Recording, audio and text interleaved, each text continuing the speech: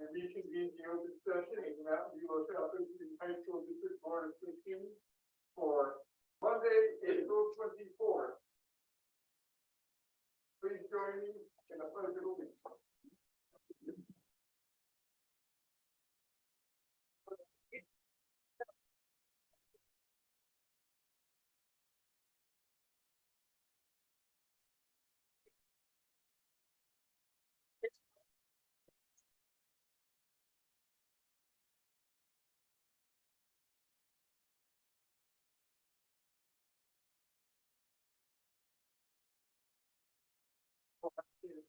The agenda, I understand that one item has been pulled. I understand that consolidated on 16.2.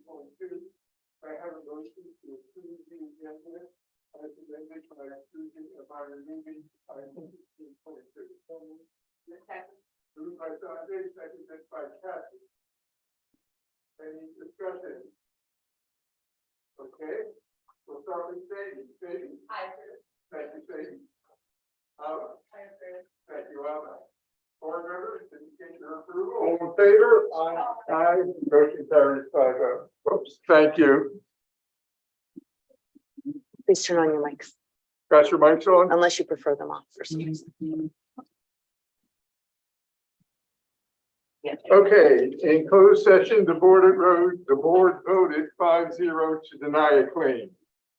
That was the only action taken. MVLA Spotlight, our Los Altos High Coast Country team.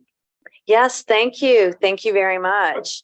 Well, every month, the Mountain View Los Altos High School District selects an organization or an individual who has gone above and beyond and who has contributed greatly through great efforts on their part.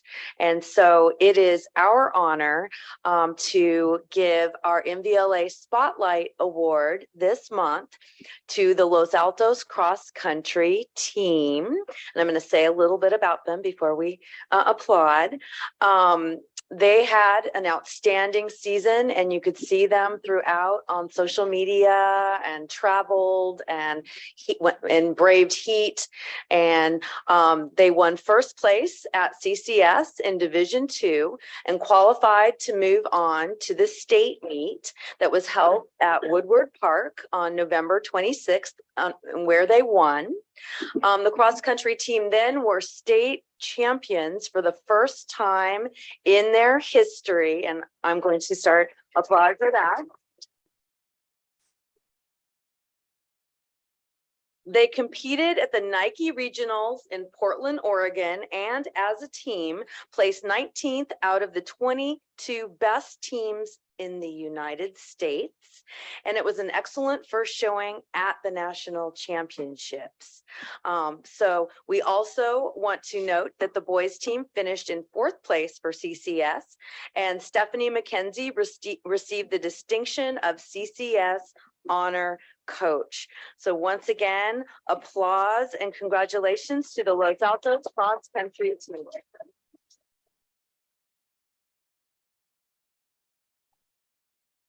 And if you could, or if there's perhaps a spokesperson or the group would like to come up to the podium. Don't be shy, kid. Okay. Wow. Okay. Oh, that's really cool. We want photos. We have something to give you on behalf of Mountain View Los Altos High School District. You can hand out your trophy cases. It's one of the case. It's quite a trophy. And we show them that this is from the Nike Nationals. So they have a flag for us. Wow. Oh, look at that. Beautiful. So I got a question. So what are the distances that you run in these meets? 5K. 5K. It's always 5K. Oh, Wow. 5K. And you all just run together. You guys start at the same time and start running. Everybody starts at the same time. Anybody want to run the Boston Marathon?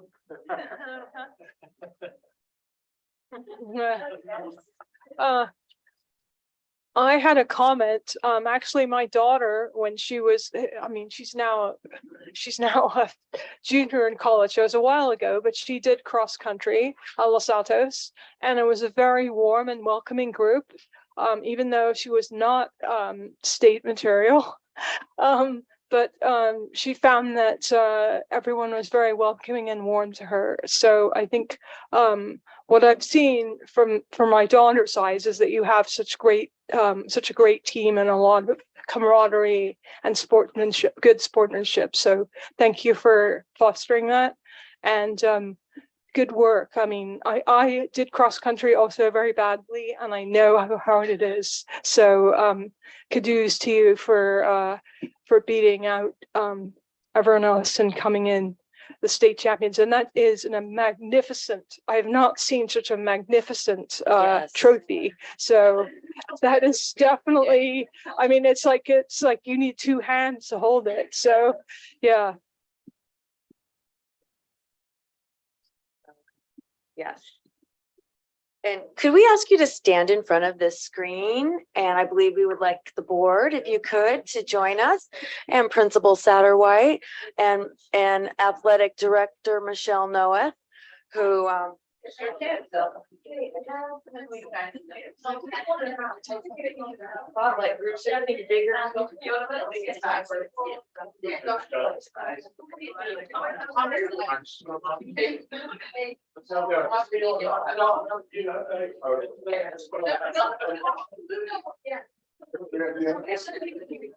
No, actually, I'll do that.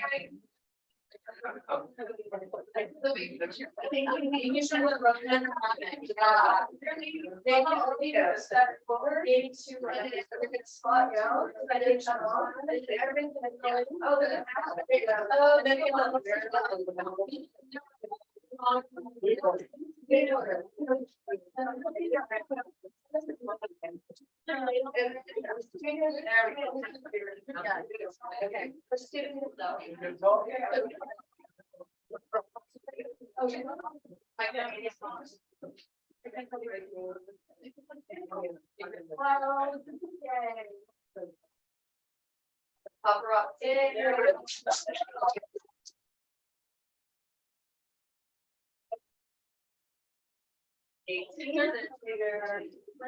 Soccer and cross country. Yeah. Well, we're all getting situated. I just want to say, while everybody's getting situated and leaving, that this is one of those unprecedented tasks for a team to go undefeated. And I can't tell you how huge and extraordinary that is. And your coach has done such an amazing job. So again, congratulations.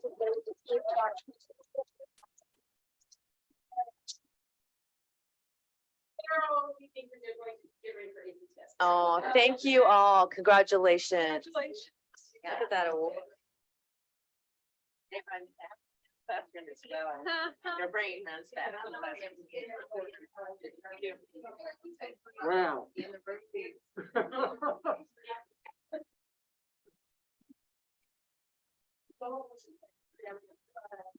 Yeah, it seems like everybody else should move out. Okay, where'd everybody go? Yeah, it's like nobody's left. Next item on the agenda is resolution number 22/23-42 for National Mental Health Month being May of 2023. Thank you very much.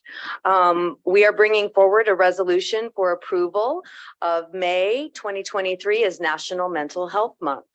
And I will read it briefly. Whereas May 2023 has been designated National Mental Health Awareness Month in the United States since 1949 by the Mental Health America organization. And whereas mental health is essential to everyone's overall health and well-being, and we recognize the impact the recent pandemic had on student socialization and mental health. And whereas a focus on prevention, early assessment, and intervention efforts supported by community partnerships can greatly reduce the number of children experiencing serious mental health conditions. And whereas Mountain View Los Altos High School District acknowledges that addressing the mental health needs of our students contributes to social, emotional, and academic development. Whereas the Mountain View Los Altos High School District recognizes that educating our students with mental health concerns requires a commitment to meaningful collaboration with families and community members.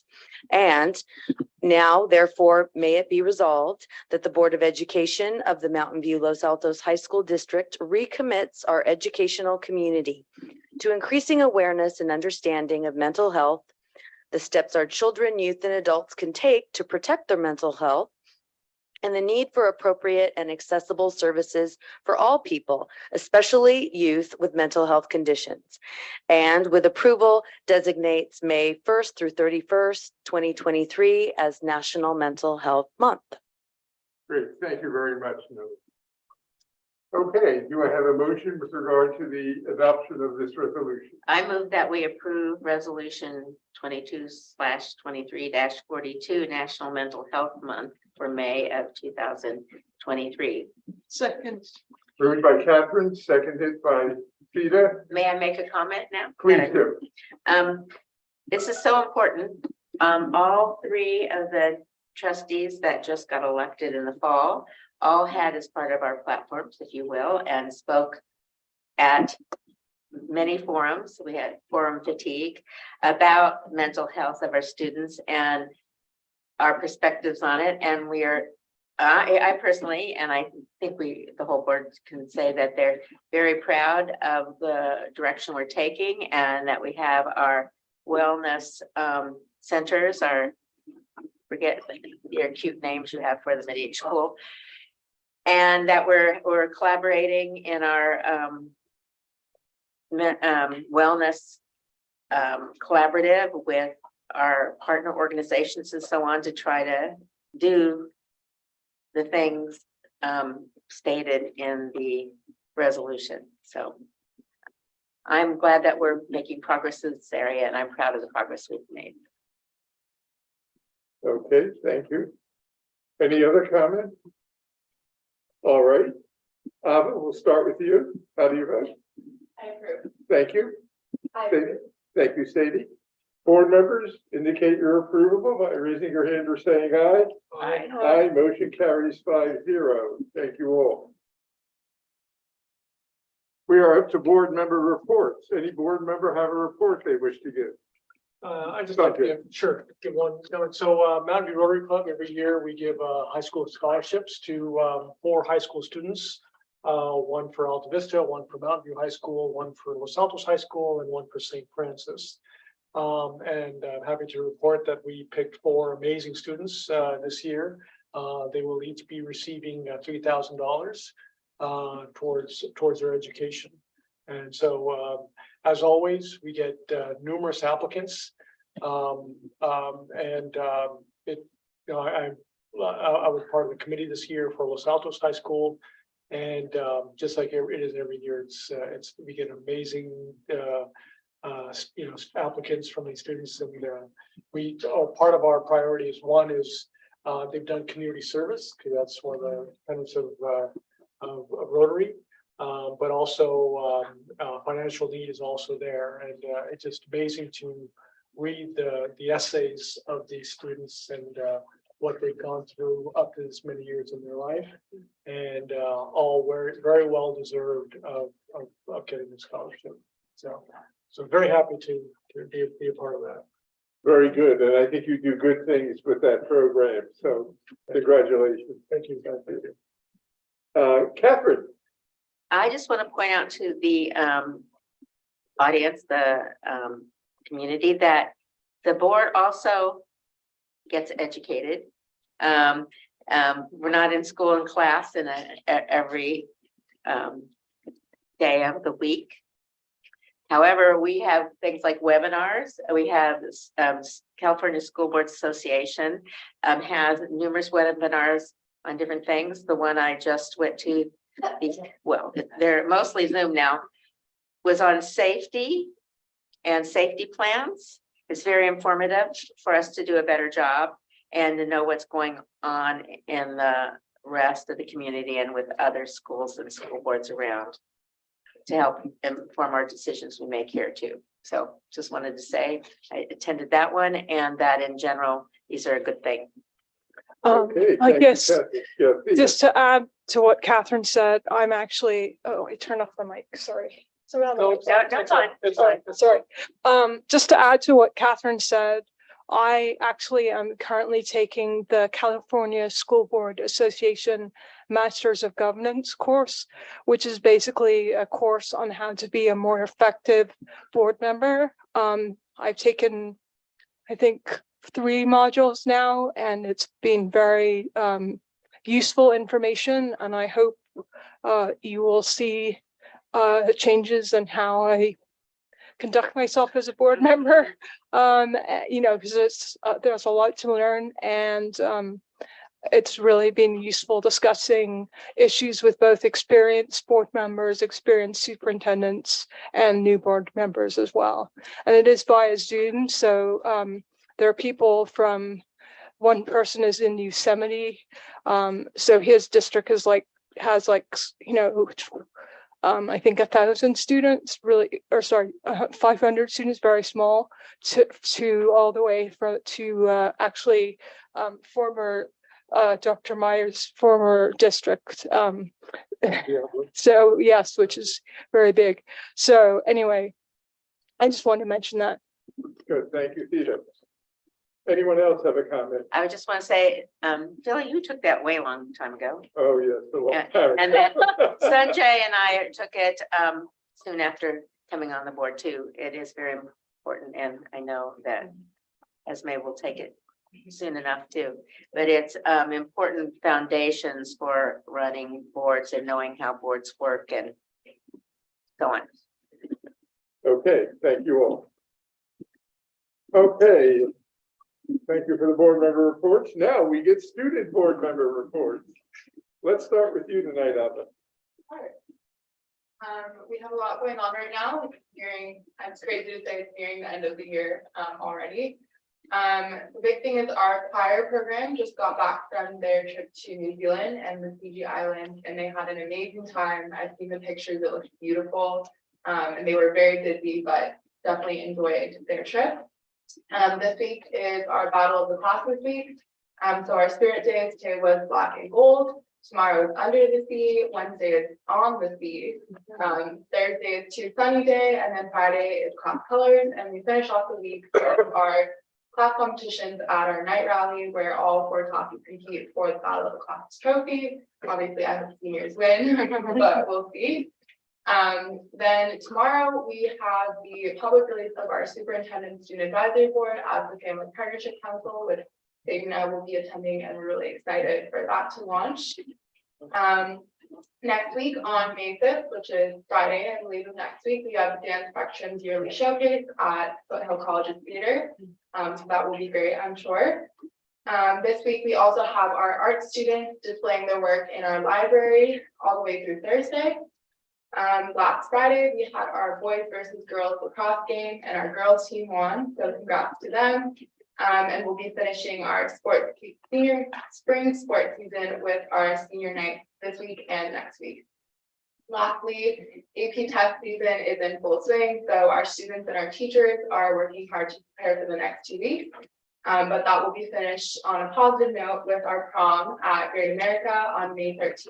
So we're looking forward to that fun. Can you repeat the seniors, the senior nights or whatever you mentioned, the senior events? Yeah, so our spring sports season, the senior nights, I believe, for boys volleyball, boys and girls lacrosse. I don't have the exact date. I Okay. can send them to you. Okay. But they're next week and the week following. This week and the week following. Was there any other senior just for seniors? I mean, so these are people that are in those sports. Yeah, Yeah. senior nights for sports. Yeah, Okay. And for what's that again? for sports. For Just sports. the senior night. Yeah. It's just sport games and then they do like. a little Sports celebration games. for Oh, the so kids. for any seniors. Yeah. It's for the whole Oh. team and then the seniors like they Yeah. give speeches about, yeah. Okay, but it's for any senior person. It's not, they don't have to be in the sport. I guess maybe I missed. No, it's seniors in the sport. Seniors in that Yeah, sport. In Oh, the oh, individual, usually every sport has. Oh, a I senior see. night, Okay. Yeah. Okay. Yeah. Got it, okay. This is basically a so long. Yeah, To the like senior. thank you for Like allowing participating. Yeah. I see. Okay. Good. Thank you. Okay, Sadie. All right, she ended with athletics. I'm going to start with it. Our senior nights are also coming up these following few weeks. Our blue crew team, which is our sports leadership team, will be having extra publicity for those games and for rivalry games, and will compete for students to drop back to. We are also selling Eagle cards to raise money for our leadership classes, athletics, scholarships. So if you would like a discount in the restaurants and stores while supporting the LHS community, please talk to the leadership students or look on the website. It is Earth Week at Los Angeles High School this week, so in collaboration with AFB and FPL, our green team is hosting several events throughout the week. We kicked off today with Meatless Monday, where we handed out samples of scent-based ice cream, cookies, and snacks. And later this week, we will have events in the quad like Habitat Restoration Tuesday, Water Conservation Wednesday, Transportation Thursday, and Sustainable Fashion Friday. Our speech and debate team went to the California High School Speech Association State Tournament this past weekend in Carlsbad, California. MVLA speech and debate sent 5 competitors, and the Parley team, Maya Young and Kira Chatwin, were finalists in parliamentary debate, which means that they are the second best team in California. I have been part of a speech and debate since my freshman year, and the skills that they teach our students as far as public speaking and presenting themselves is really unmatched, and I'm so thankful that we have this program. ASB is planning our annual dodgeball tournament, which is our largest tournament of the year. We have 20 teams signed up so far, and we're hoping to make a bracket of 64. This event is going to be hosted in the gym from May 22nd to the 25th. And looking forward, we have AP tests coming up in 2 weeks, so our AP students are reviewing and preparing with their teachers. SEL will then be holding their biannual wellness week, May 15th through 19th. And students are really, really appreciative for the work that SEL puts into this and the resources and activities they provide for us. Great, thank you, Sadie. Any questions for Sadie or Ava? Okay, thank you both for those reports. Lots going on at our high schools as usual. Okay, let's go back to you, Ava, for Student of the Month.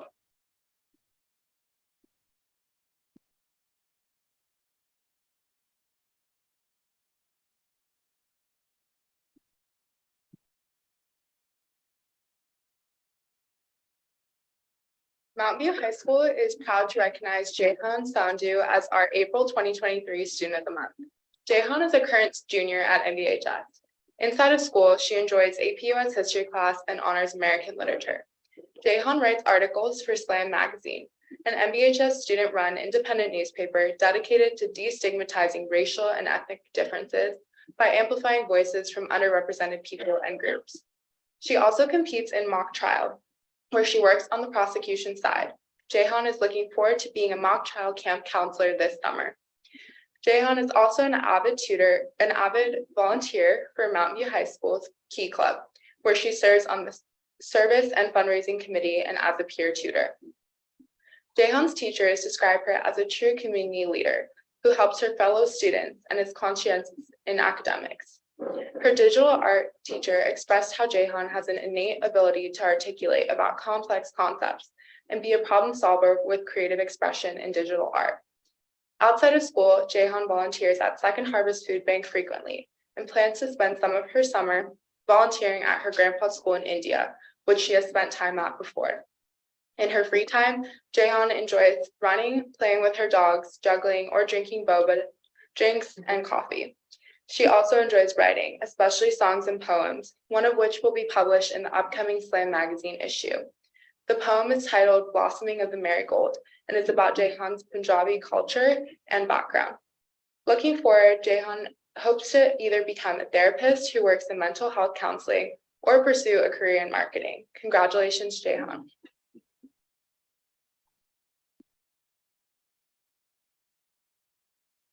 Well, that's a great list of accomplishments and lots of good things that you've done. Thank you so much. Do we have questions for Jehan? I do have a question for you. You mentioned digital art. So can you tell me about one of your digital art pieces? Yeah, so digital art is a class that I was very hesitant on taking in the beginning of the year because I'm not a very artistic person. I like to show my thoughts of creativity through writing, not through drawing. But I think I had a very supportive teacher this year, and he really helped me realize like what I could actually be capable of, and that you don't have to be like artistic on paper just to be really good at art. And I think one of my favorite pieces that I've created is it's like it was on Photoshop, and it's titled Be a Flamingo and a Flock of Pigeons, and it's actually in the library right now. And it's a basic piece, but it's definitely one of my favorites that I've done. Yeah.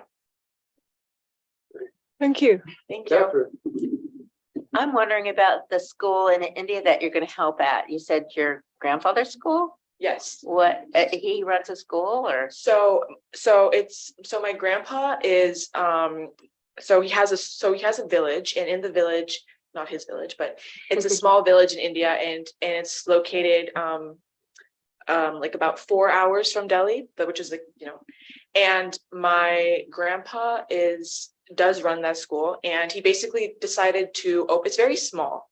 He decided to open a school to help those who are underprivileged, and he has been running it for, I want to say, as long as approximately like 10 years or more. But I typically visit India every year, and whenever I go, I always go out there, and I can speak both languages, so I'm able to interact with the students and help out. It's really great. Thank you. thank you. Esmond, Yes. You know what I love about everything that's highlighted here? Most of it is around just your individual expression in which you do in, a multitude of different ways. And not only what happens in the classroom, I think. And so that's beautiful. Thank you. I'd love to hear a little bit more about your work in the Slam magazine, and maybe can you speak on maybe the last piece that you wrote in the magazine? Yeah, so we have 2 issues that are published, 1 issue per semester. And the last issue I wrote 1 article and 1, it's like a graphic design. So the first article was talking about social media, specifically the app Be Real, and how people are misusing it, and it was going deeper basically into how it affects people. And then the graphic was on body image, another thing that I'm pretty passionate about, and it was how one size doesn't fit all. And the graphic designers were really well at expressing the meaning behind that. So it came out really well. Thank you. Thank you. any other questions? Have you ever been to mock trial camp yourself? Have I ever been to what? A mock trial camp? Mock trial camp? Yeah, No, I have not been to a mock trial camp. oh, okay, So when I was in 8th grade, it was quarantine, so there was no summer camps. So I'm just definitely really looking forward to this. so summer camp. this will be a new experience. Definitely a new experience, yeah, and I'll get to be teaching, so I'm really excited. Good, that sounds quite exciting for Yeah. you. I think you'll love it, do well at it. I'm very excited, yeah. Okay, do you have family with you tonight? No, I do not. Okay, well then, we'll do our best to fill in. Thank you. We have an award for this.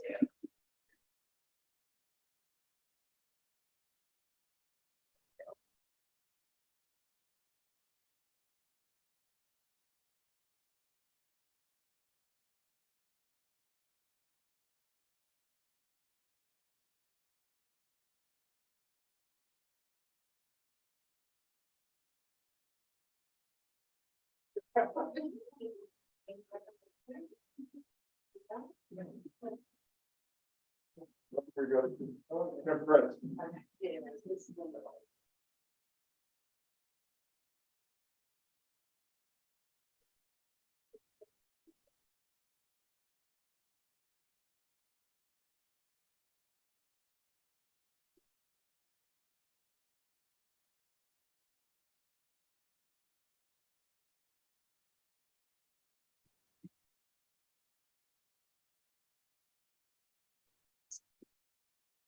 Okay, Katie, whenever you're ready.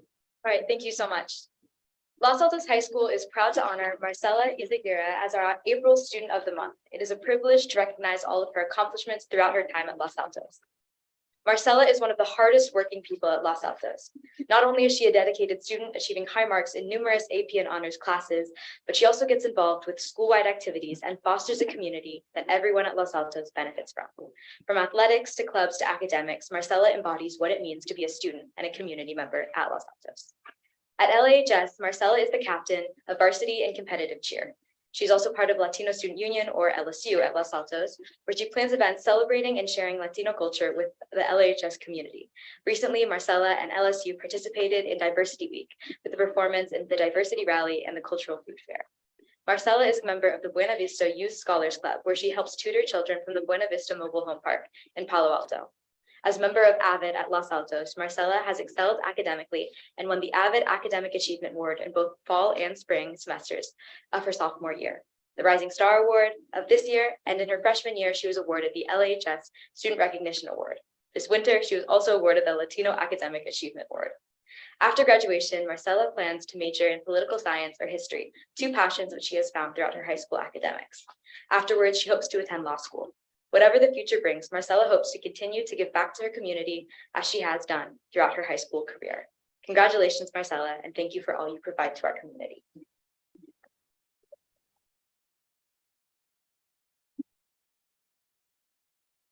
Congratulations, Marcella. Lots of great accomplishments in this list, and we're all very, very proud of you. It is just terrific. I'm going to let board members have first crack at questions. Sanjay. Sure. We're all very big fans of AVID. So congratulations on winning the AVID Academic Achievement Award. So can you tell us what AVID has meant to you? I think in my time, being a part of AVID has meant like it being an opportunity to bring me a brighter future. I come from a family of very hard workers that have all sacrificed very much, like a lot for me to have the education that I have and the opportunities and just overall the type of education. And being a part of AVID has always been a reminder of that, and a reminder that I'm putting in the work right now to build that future for myself and have that future stability. Well, I think you're making your family very proud. That's wonderful. Go ahead, Isma. Sure, yes. So Marcella, I had the honor to hear from one of your peers about the work that around the Buena Vista Mobile Park. So I want to thank you because you all are doing just incredible work. It actually reminded me of a lot of the work I've done over the years. So congratulations on just giving back to the various communities. And there's probably some young students that you're helping now that will follow in your footsteps and hopefully be part of AVID and other things like that. And I'm wondering, where are you excited to go to college? Oh, that is a really big question. It's a loaded one, I know. Yeah. Recently, through AVID, actually, we got connected with the YMCA, and we were lucky to visit schools like UC Berkeley and Cal Poly State and UC Santa Barbara too. But I've also been like looking into Occidental College, and so I think all of them are great and really amazing schools. So I'd be lucky to go to any of them. Nice. We'll go Bears, but no bias there. But any of the colleges would be lucky to have you. Thank you. Yeah. Anybody else, Steve? Yeah. So congratulations. You've clearly done many things. I also noted the Buena Vista Park, but I was especially impressed that it said you're one of the hardest working students. I'm sure that's an inspiration to others, and it will also get you far in life. And just on a less difficult question, it says you participated in the cultural food fair. So what did you cook? Oh, I'm sorry. I wasn't like directly involved in that part. Okay. Oh, so you just served food. Okay. Yeah. All right. I had a comment. You work so hard. When do you have time to relax and enjoy? And you do the cheer. Is that relaxing, or does that give you a little bit of relief from the academic and the helping others? I joined the cheer program my sophomore year, coming back from a year online, and it was something new to me, but very quickly became definitely like a type of support. There's something that you can't really get from everyday like normal interactions with other people than you get with your team. And I definitely have learned to support, to lean on them, and look at practice as a type of relief from school. Balancing both of those things, like school and a sport, with all the hours that you have to put in both, it has been very hard. But I feel like when I'm at cheer, it's just like, it's a good distraction to have, putting all your effort into something that isn't necessarily graded, but it's still something that's very important to me and something I've been able to share with all the people on the team. Thank you.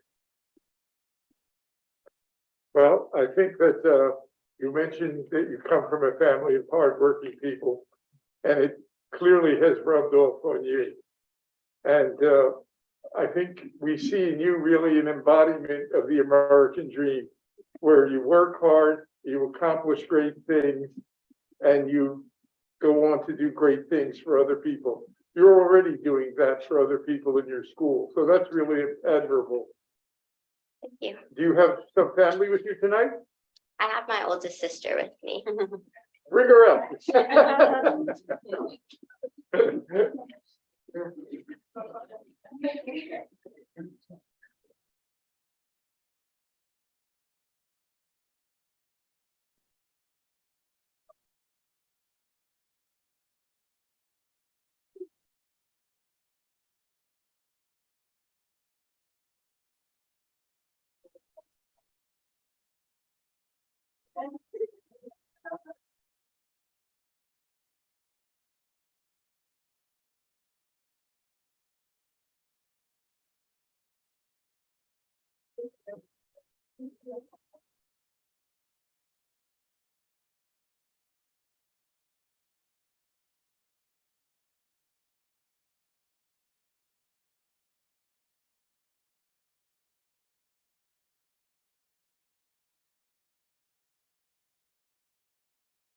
Wonderful to be in a district with an apparently endless supply of good I know. students.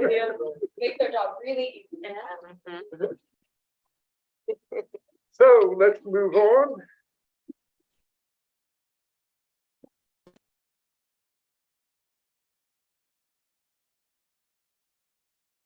We're ready for the superintendent's report. Thank you. Thank you, President Felice. I agree. We're very fortunate and I love the questions, and thanks to them and all of those who've supported them along the way. So to give you a brief update on some of the things that have been going on. Let's see. Okay, there we go. I wanted to share, we all received a text showing one of the fundraisers that we had at Mountain View High School in the last 2 weeks. And you can see here our avid students, they organized the event, and this will be a fundraiser, I believe, for a field trip that they are planning to take. And you can see there on the left with the Go Bears hat, Cal.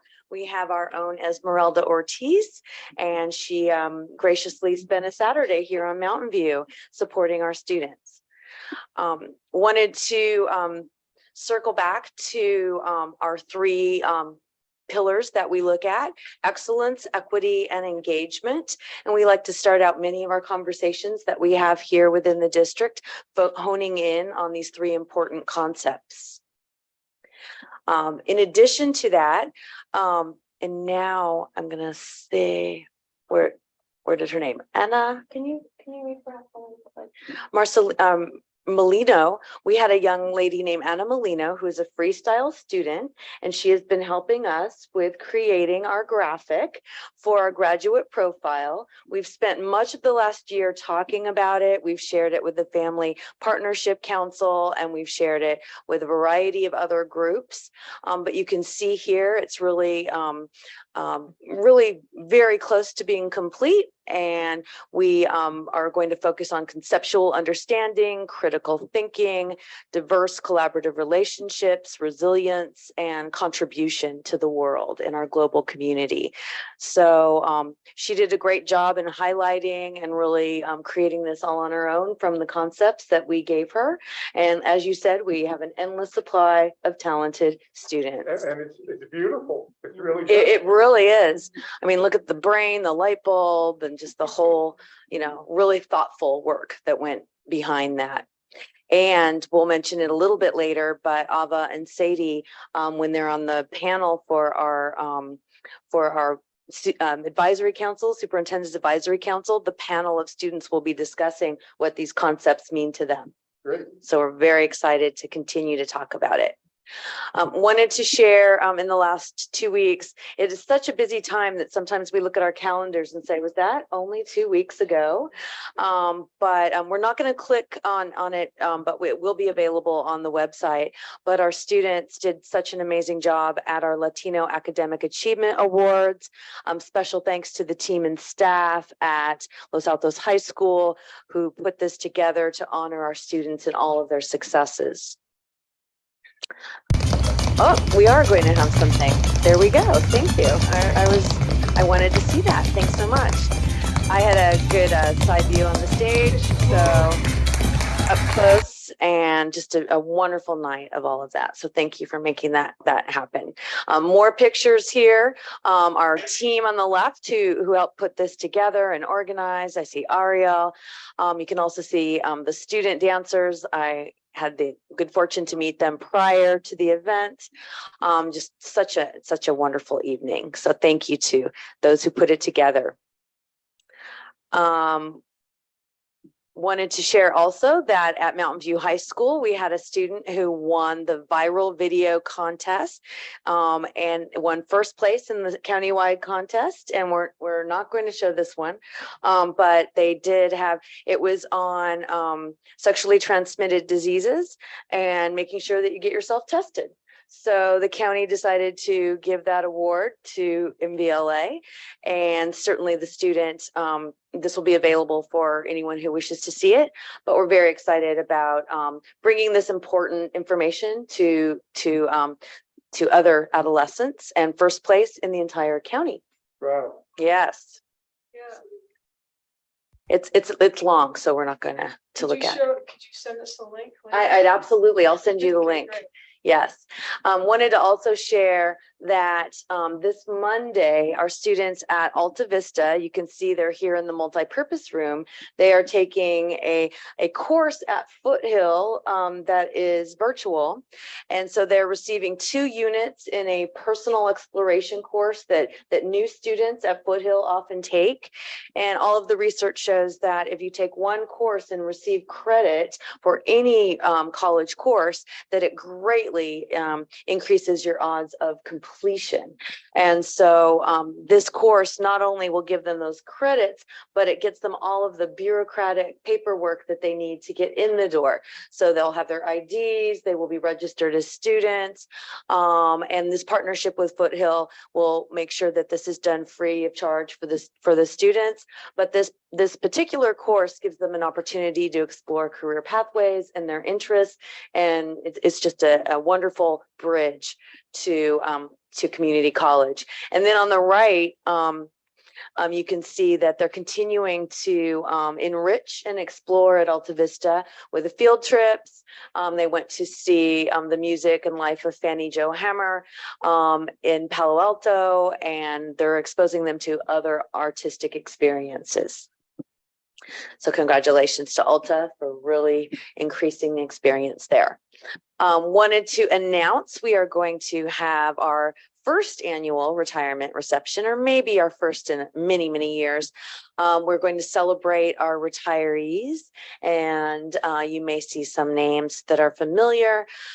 We have Lydia Conway, we have, oh my goodness, Susan Amai, we have Perla Pasayo, we have Jose Martinez, Galen Rosenberg, Craig Saran, Lydia Zelle, and Ronnie Villarreal, and Wynn Satterwhite. And this reception will really be collectively honoring years of tremendous contribution by everyone on that list, and the impact that they all made on MVLA and the difference they made in the trajectory of students' lives will live on forever. And so we look forward to having a light, upbeat, fun celebration for them. It will be at Michael's at Shoreline, and I just wanted to bring that to the board's attention. More to come, definitely more photos to come. Wanted to share a photo taken at our ethnic study session that we had at our last board meeting, and wanted to just echo the comments I've heard from all of you. A special thank you to the teachers for working on this new course. This new course is really breaking ground in many ways, and the requirements, as we've discussed, are different and exacting, and our team has really risen to the challenge. This year, we are finishing up the 6 pilot courses we have on both of our campuses, and then we're planning for implementation of the year-long course for all 9th graders in the fall of 2023. You can see the teacher team and Ms. Spot here excited about presenting, and also wanted to announce that we are opening the window on written comments that we discussed at our last board meeting. So it will be opening up today, and we're going to be having that open. We believe we'll communicate it out until May 18th, which will give a long period of time for people to read and look and make their comments. And we will then be collecting those comments, much aligned with an LCAP process that we've used in the past, or a textbook adoption process. So that is in the works, and a lot of effort on the part of the board, a lot of effort on the part of the community, and certainly our teacher team and our Ed Services department.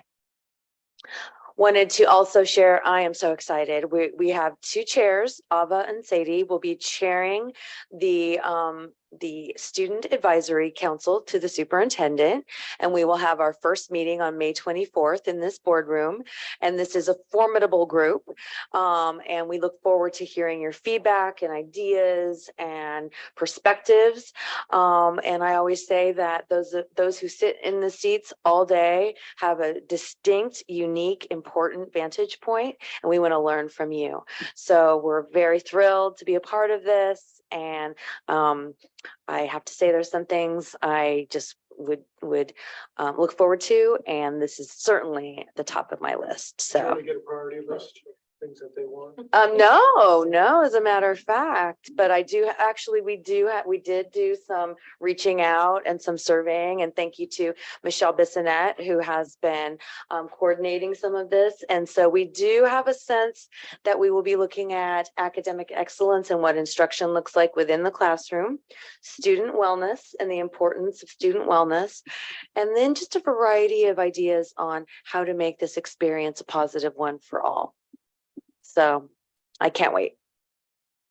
Also wanted to share this. We ended our speaker series, and the team that puts this together, you can see, had topics such as topics about college, friendship in the age of loneliness, LGBTQ youth in our families and our friendships, raising body positive teens, how to look at the science of kindness, and the emotional lives of teenagers, raising connected, capable, and compassionate adolescents. So thank you so much to the foundation and the PTSA for sponsoring this, but also to the team who brainstorm, research, and find relevant, recent authors to come present. And then just some important dates. I think we have one that is going to change, but we have our Board of Trustees meetings, and there was a typo here, a change. The ethnic studies study session will be on the 22nd, but other than that, you can see our trustees meetings, our holiday, and then our graduation ceremonies. We're already announcing them. People are already making arrangements. It's almost here. And then lastly, just thank you to the board and to all of you for your support. Special thanks to our school sites for all of their hard work. They are truly there early, and they stay late just to make sure that everything's running smoothly and well. So thank you to our principals and school sites. Yes, thank you, Nellie, and thank you to all the people you just mentioned. Good report. Any questions for Nellie on the report? Okay, thank you. Very good. So we're at the point in our meeting where district organizations have an opportunity to address the board. I don't see any representatives here tonight, so there won't be any communications to the board from them. We are now ready for public comment on items not on the agenda. Does anyone wish to speak on an item not on the agenda? It does not appear that we have anyone taking that opportunity. So we'll move on to the consolidated motion. The consolidated motion consists tonight of items 16.1 through, and there's a long list here, through item 16 point double digit, all the way to 16.17. And we have pulled 16.2 at the beginning. So may I have a motion, or does someone wish to pull something from the consolidated? I have a couple of questions about 16.3. Full, Yes, 16.3. so any others? Okay, So I move that we approve 16.1 through 16.17, with the exception of 16.3. and the 16.2 that was And already 16.2, removed, which is already. right? Do I have a second for that motion? Second. Seconded by Theta, moved by Sanche. Any discussion on this? Okay. Student board member, Sadie? I approve. Ava? I approve. Thank you. Board members, all in favor? Aye. Catherine, did you vote? Yes, I. Okay, good. Thank you. Well, motion carries 5-0. 16.3, that's yours. Yes, so I just had a couple of questions because I know career technical education is extremely important and has been a focus of this board. So I just had a couple of questions is, first of all, how are the you're sponsoring 12 students, so how are the students selected? I just need a general sort of idea. And then my second question was, are there plans to continue with Metro Ed or to try to have, I mean, it's not that many students, but I'm wondering if in the future there were plans to have CTE students, or if this is sort of like, yeah, so you wanted to ask those two questions. All right, thank you very much. Metro Ed is a campus dedicated to career technical education. And because of that dedication, they are able to provide high technical equipment and a lot of extra services that perhaps they could not if they were in another campus. The 12 students who we will be providing this transportation for to the campus, they were selected by the school sites and actually recruited. And so half of them, or actually they were dispersed amongst the two comprehensives and Alta Vista, 5, 5, and 2. And they do include students with disabilities and other students that previously had not been involved in career technical education. Special thanks to Terry Fott, and who has been working on this, as well as Amber Woodward. And we are looking to expand, and I know that the current superintendent of Metro Ed has extended to me and our team, and also to the board in the future, a invitation to visit when they are established, because it is very much a unique program. And so I've let her know on our behalf that we're interested in coming to see that in action, but we are looking at expanding it. And I'm going to hand it off to Terry to perhaps share the expansion plans. Thank you. So as it stated in the contract, this is supported by our Strong Workforce Grant, which we write an annual grant and have funding that we've allocated for the future for attendance of the Metro Ed. We would like to partner with Metro Ed that provides transportation, and that would cut down on some of the costs right now that we're supporting the transportation for next year. And so that will make it more sustainable to partner with them. And our expansion is going to be able to create a selection process, an application process at which students will be able to apply for Metro Ed. How many students will we support moving forward in the future? That really depends on how the outcome of this pilot goes. But it is a complete pathway that typically takes 2 years for a student to complete in 1 year. And so it really is benefit for us to put some funding, as long as we have that behind this program, to be able to provide an accelerated pathway growth for our students that leads to various types of certifications at the end of their pathways. Thank you very much. It sounds like an incredible program, and thank you so much for providing those details. It really sounds like it's money well spent, and I really appreciate understanding more about what the program is about, because I did look at their website, but I'm hearing a lot more. I want to know how it pertains to our district specifically. So thank you very much. Okay, would you like to make a motion, Peter? I make a motion to heartily approve it. Okay, I'll second. is that a hearty second? That's a hearty second. Okay, good. Okay, any further discussion? All right, let's go to you, Ava. David? Thank you both. Board members, please signify by saying aye or raising your hand. Do you approve? Aye. Aye. All right, it's approved 5-0. We are now up to our business action item. And this is a hot one.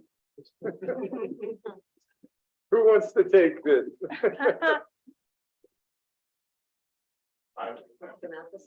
Mike, Yes, I will be happy to do so. I was just getting everything queued up. So thank you and good evening. It's always exciting to talk about our construction projects and where we're at with things. The focus of tonight is really looking at some recent projects that went out to bid. We got the bid results. These are for our facility repair projects, which are really modernizing, bringing existing classrooms and facilities up to a higher standard, current standards, trying to match some of the features of our new construction we just built. So we will get to that. And I'm going to invite Rick Kramer from RGM Kramer up to the podium and ask Rick to move the podium back to where it's supposed to go so we can be on camera. And before we get into details, you have the slide deck. There's also a handout at your seat with just a more detailed narrative, kind of a companion piece, if you will, with the slide deck for more information to refer to if you'd like to. And to set the quick context, where we are with Measure E, there's a lot of big numbers up there. Essentially, we're about 2/3 of the way through that program. When you take the bond funds plus some district funds, and look at what we've already spent and or committed in projects that are under contract, we're about 220 million. I'm going to pause because I'm not sure that we all have that.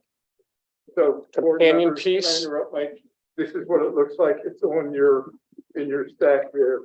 It was put on at the just before the meeting started. Okay, Yes. so we all have that. It's this thing. Well, they're going over the slides. We are, But he's yeah. talking about this right here. Yeah. Okay. Okay, Mike. My bad. I shouldn't reference the handouts. Let's go with the slide deck. So anyway, 220 million is in contracts. It's been committed. When you look at what's remaining with the possibility of additional state funds, in terms of when we say uncommitted funds, there's a little under 122 million left, which is sizable. And yet when you look at the project list remaining, the conversation we're here to have tonight is how do we allocate those funds appropriately to make sure we are able to complete the projects that are next in line and the ones after that, so that we can provide these amazing facilities for our students. So that's just kind of big picture in terms of where we are in the status of this. A lot of good news in that, and that our projects to date have come in, almost completely in budget of what we thought they would be when we went out to bid and what we built. But we're in a Basically, we new have environment. 122 million right now Mhm. to spend. That's what we have. Yes. Mhm. Yep. In funds that are not committed. So we haven't awarded contracts. Some of these projects, we haven't even gotten to design phase, and we'll get into that, but that's kind of where we're at in the process and what's left. And what would be a construction presentation without some beautiful photos of where we're at? So I'll just quickly, top left is student services at Los Altos, set to be scheduled to be completed this summer. Top right is Mountain View Student Services building. Students, I know we've shared it with our student board reps, or they've shared it in terms of the progress and really taking shape, and you can see the outsides work going up. I even had a neighbor text me over the weekend saying, happy spring, it's looking good, you're almost there. of the Mountain View Student Services building. So I think people are enjoying seeing the light at the end of the tunnel on these new projects. Lower left is Freestyle, which is weeks away from opening and being completed. And then lower right is the Mountain View Auxiliary Gym, which is in use. We completed that earlier this school year. Already getting lots of use and already getting feedback on materials we've used in there as balls fly. They're pressure tests, different materials, windows and things in there. Mountain View student handle was the most in the summer. Mhm. Yep. There's planned move-in date because we're getting people out of the portables into the student services so we can move a new set of people into the portables. But yeah, we're driving hard. We're gonna get there. The team assures me. So that's where we're at currently. And now I'm gonna hand it over to Rick, because really though, what we want to talk about is the next set of projects in the sequence of our bond program. All planned, all approved at DSA, went out to bid, got the results back as the summary of the agenda indicated, higher than expected. And so really we want to bring to you some options of how we proceed forward. So with that, Rick, I'll advance the slide, but I'll turn it over to you to take some of the next detailed stuff. Well, good evening. It's a pleasure to be here. I just, realized that I've been working with the district for 16 years now. Of course, there's some faces in this room that have been around that long. I don't get to come and talk to boards very often anymore. As unfortunately, I don't get to do all the fun stuff anymore, and I really do enjoy this. I continue this to consider this to be part of the fun stuff.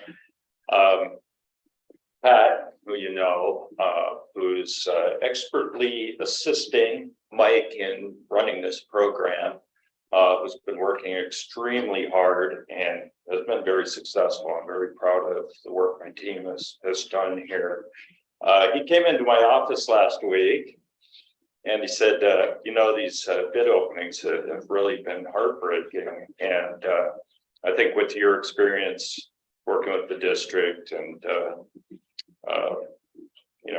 your wisdom, probably be best if you come and do this presentation. And I'm going to continue to believe that's why he wanted me to do this presentation. It's based on my experience and wisdom.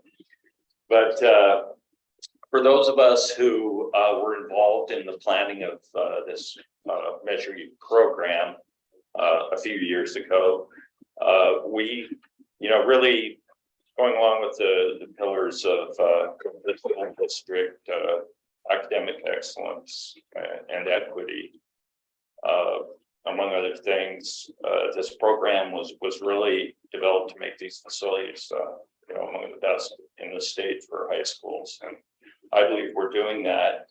As part of the equity portion of that, we do have some very old classrooms still in use in the district, and many of them were undersized. And the intent of the program was to really bring all the classrooms up to the same standard as the new classrooms that were built during Measure A and the ones we added here in Measure E. And there's nothing extravagant about what we're trying to do to these classrooms, but they do need work. A lot of them were built in the 50s. The bones are good, but they're tired and they need new systems and roofs and windows as well.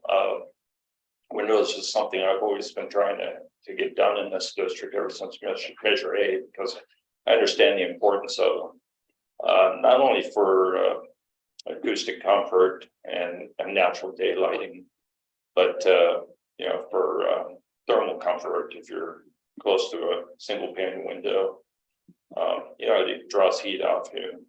And of course, they're old glass and they don't break like tempered glass does. So it's also a safety issue. So we were really striving to get windows replaced and really keep your old buildings around for another 50 years. And this program will do it. So I won't read through all this. There's some really good parts of this project. Some are added scope. I think we got a great solution for the dance studio here at Mountain View High School, and restroom conversions. The expansion project in Mountview High School, we haven't put that out to bid yet. We've got a budget for it that we believe is also in jeopardy of being exceeded. But the equity issue, we have small classrooms, okay, and to bring those up to standards during the community presentations during the master plan process. I think it was the staff in Mountview High School, a couple of staff that, hey, why don't we just fill in the breezeways? You know, we can expand 24 of those classrooms, and you know, it's a well, great idea. Of course, easier said than done. Vision State Art VSA has had difficulties to prove that project for us, so it's delayed a little bit. We are going to put that out to bid here. Okay, and we are expecting that's going to go over budget as well. A lot of seismic upgrades required by DSA, not as much as building new buildings, but certainly a lot. And of course, the green thing to do is, you know, not tear down buildings and build new ones. It's really to reuse, recycle what you can. So Rick, let me ask you here. So this particular slide, this shows all the projects that went out to bid and came back 15 million over what we had originally budgeted. Is that correct? Three of the bullets are the Mountview High School classroom expansion is the one that's still going to go out to bid. And that's the one for which we have budgeted, what, 18.75 million? Yes, sir. Okay, so except for that Mountain View expansion, it's the other 1, 2, 3 major categories that were out to bid. Yes, sir. Okay, thank you. Thank you. Okay. Yeah, so DSA is really POT, that was pattern of travel. Mike's trying to move in. He knows I tend towards thorough explanations of things. I'll try to speed it up. Of course, the 500 wing pavilion, talked about, that's really going to be a jewel on the Los Altos campus. Right at the pool deck there, adding some classrooms. We will be getting some state money for that as well. So Rick, about that item, I think last time you were here, we talked extensively about doing those 2 extra classrooms. And we set aside a certain amount of money to do that. How much was that amount off for that particular bid? Yeah, so we didn't segregate it in the bids. You know, it's basically the bids were structured to do it all. And we will know eventually. We will be able to answer that question once the contractors, if you award the contracts, will break that down for us, and we'll be able to tell you. And because it is 2 classrooms, there was a commitment to sell some of the remaining bond for that, plus the state money is coming in. So, all right, well, here's the bad news. So we had the Mountview High School facility repairs project open bids first, and that was enough of a cut. The 12.5 million, is that includes contingency for that project? Internal contingency. Internal, for the project contingency, not the program contingency. Sure. So 12.5 million includes that. Yeah, and I think it's somewhere around 7% is I big. think they actually kicked it up even a little higher. We know that those projects are gonna remodel, right? We're gonna tear the building, find things that you didn't expect. So we raised that. I want to say it's 5 right there. Let's make sure we have enough money set aside. I don't understand what you're saying is the contingency, the program contingency, or sorry, the project contingency. Is you added 10 million to that? No. Typically, we would set aside probably 5% of the construction budget. Oh, to 10%. Project contingency, the what ifs, right? We know that when we're doing a remodel. So when you added the 10%, did you take it out of, so you took it out of the program contingency and added that, or when was that added, the 10% from 5 to 10%? It's part of the total number. 12 and a half, I get that, but you said you changed it. I'm trying to understand, what did you change? well, you took it from some bucket, right? When you change the contingency, where did it come from?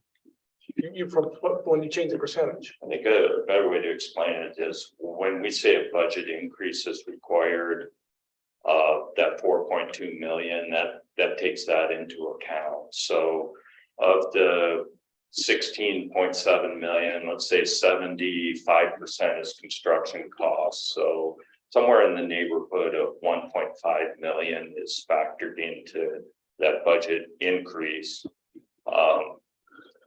In the 16.7 million. That's the estimated project budget. So, Inclusive of.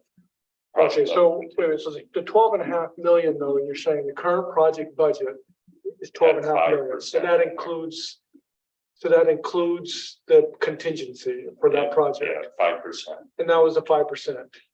And so now what you're saying is now your estimated budget is now 16.7 because of the bids that you're seeing. Yes, sir. Correct. That's what that increase is coming. So that I understand. I'm just trying to understand the project budget, the original project budget that you guys had.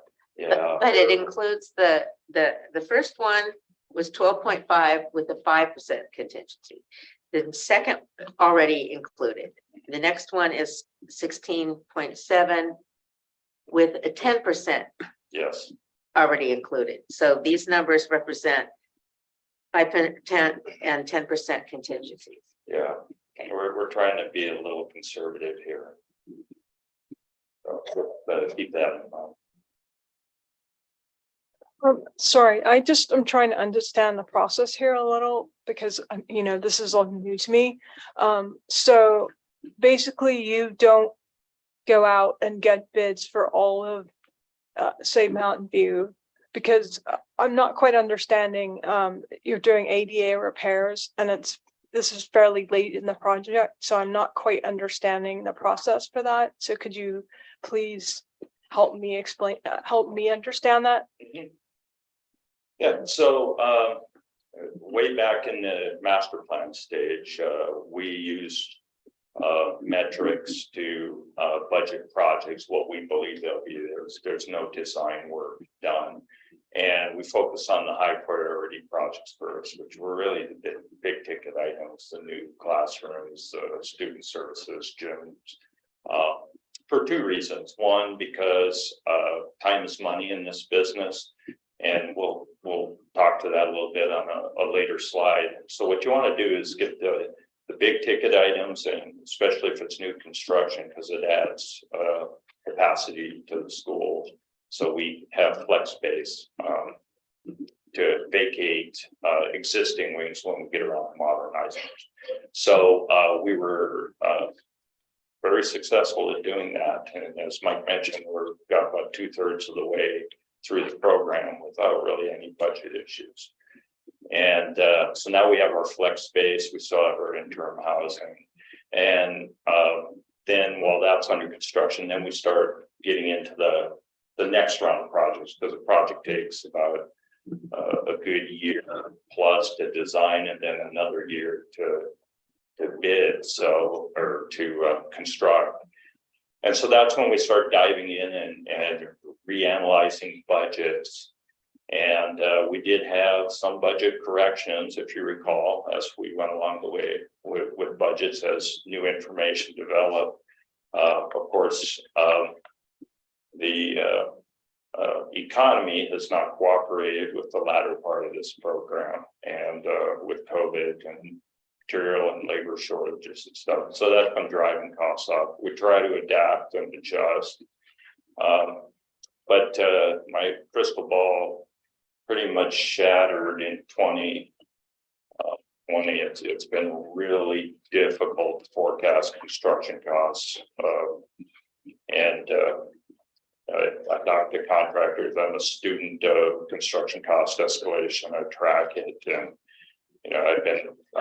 I've been surprised a lot in my career, but the past 3 years has been pretty brutal. We're trying to estimate construction costs. So. And then when we opened bids for Los Altos High School, that was really a shock. Okay, and we went back and analyzed the bids, Because, we have periodic, as we go through design, we do have periodic updates to our estimates, but even since the last update, we've seen this continuing escalation of construction costs that really unanticipated. We are still experiencing it right now. A lot of contractors got hurt, honoring bids the past few years, and I think they're really conservative in their bids. I think that's where a lot of the problem is that they got hurt and they're trying to make it up and don't want to get hurt again by continuing escalation, which is still unfortunately going up. And so we are where we are. We did get a lot of competitive bids, a lot of contractors bid. The market has spoken. The scope of work really is, this is what it's going to cost to do the scope of work. And I don't know what the future holds. I've been doing this for 30 plus years, and this has been pretty unusual. I know construction costs only go down. Only 4 times in the past 40 years have construction costs actually gone down year over year, and then it's been very mild. So I don't think we're going to get this work done for less than this, and we have some slides we can talk to that as well, but this is what we're faced with. Okay, so my question was more related to the scope of work. So some of I'm just looking at it very high level. Some of this work, and maybe I'm not reading it correctly, some of this work seems to be required, like you have to upgrade buildings to ADA requirements. Yes. And some of this other work, I think is not necessarily required. Is that correct? Or is it all required as part of the requirements for schools? That's what I need to understand. That's an excellent question. So here's what is required. Meeting codes, meeting current codes. So Division of State Architect is really interested in 3 things. Okay. They're interested in seismic structural safety of buildings, and that's the one that usually kills us. They want all of the buildings, if you renovate them significantly, to be brought up to current code, which always gets more restrictive every year. The other thing they look at is American with Disabilities Act improvements, ADA, and there's no limit on that. They can ask. They can make you bring these facilities, every classroom, up to full accessibility. And in our case, especially at Los Altos, this was a very expensive item because we have to replace a lot of concrete out there, and concrete's at an all-time high cost right now. The last thing they look at is fire life safety, and that's your fire alarm system, sprinklers. The rest of the things on that list are really serve the functions of the school district. DSA doesn't care about it. They really don't care if you replace the windows. We already talked about that a little bit. The lighting, they really don't care. Carpeting finishes, AV systems, electrical upgrades, HVAC. That's all district choice, and that's about bringing your facilities up to the same standard expected. Thank you. I want to point out though, for the facilities committee and the master plan and so on, the master plan called for us to do these things.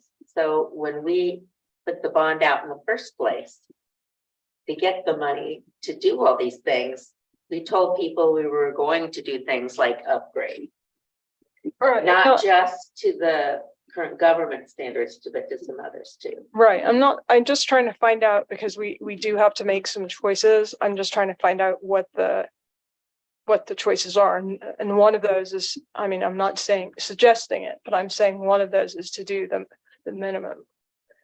So I'm not suggesting that is something, but I want to find out if we were to do like the minimum to say Mountain View High, would that reduce, or sorry, to Los Altos, because that's really the huge amount, 11 million. If we were to do the minimum, how much would that reduce the cost, or would that not really reduce it a lot? Yeah, we've been analyzing that. A big piece of that project really is the pavilion, the added new classrooms at the pool deck. So the real expensive things in that, windows, not HVAC of Los Altos. We've already done that, fortunately. The path of travel, all the concrete work over there, it's a patchwork quilt over there. We're really trying to clean that And that's up. ADA, that makes it ADA compliant, right? It makes So- it ADA compliant. We could cut that back, but it would look, pretty bad. Actually. Okay. So there are choices you could make, but you're not going to solve that $11 million problem. Okay, that's what I wanted to find out. I'm not suggesting anything. I'm just trying to find out what the floor is. Because you need to know what the floor is before you can go, okay, it's a lot of money. So anyway, thank you. So, just regarding the master plan, so the master plan, it was what it was, because that's what we were able to budget for, what we could do in that budget. Right. But the fact is that the budget, obviously, if you can't afford it, then that's, so the master plan you have to relook at it. Yeah. So it doesn't mean that that's what we promised to do, or that's what we. We don't want have to, we don't have So, to do it, but I but wanna- we did say we hoped we could do it. Well, because the budget, we looked at a budget and the budget did that, this is what we could do, so. But one thing I do want to say, the reason we did Measure E in the first place was for classrooms. That was the impetus of what this whole thing was about. To increase the number of classrooms and expand the classrooms that we have. That was the impetus of doing this Measure E in the first place. And then as we went out to our community, and we started talking about, we want to do this, we want to raise some money to do some changes. We got a lot of feedback saying, hey, let's do more than that, and we will support it. And so that's why we went and we increased a bond that we were originally talking to be only about $100 million. Okay, if you remember, right, you were part of those conversations, and we went to $300 million because that's what the community came back and said, hey, we want to be able to do more. And we did that. And so we went, and the community, basically said, they said, yeah, let's do it. So now we're stewards of that money.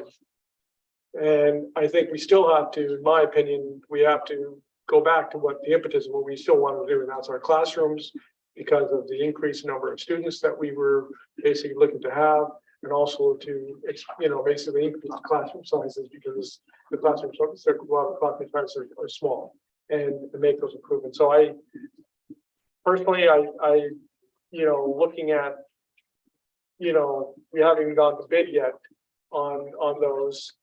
And I know you're gonna come back and say, no, that's too small, 26 is, I know, I've been through this now, enough number of years working with everybody here, that the numbers are gonna go up. So I would like to re-look at this again to see how can we salvage that, making sure we do, we can basically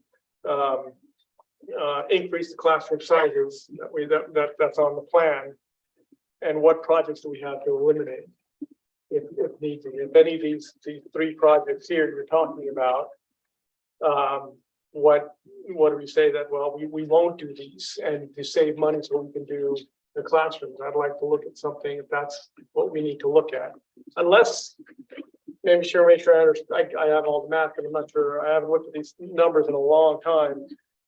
In terms of the overall program contingency, which this is not going to cover it. Am I right? Or am I wrong? Contingency is exhausted. It's exhausted. So you're saying that will cover everything? Yeah.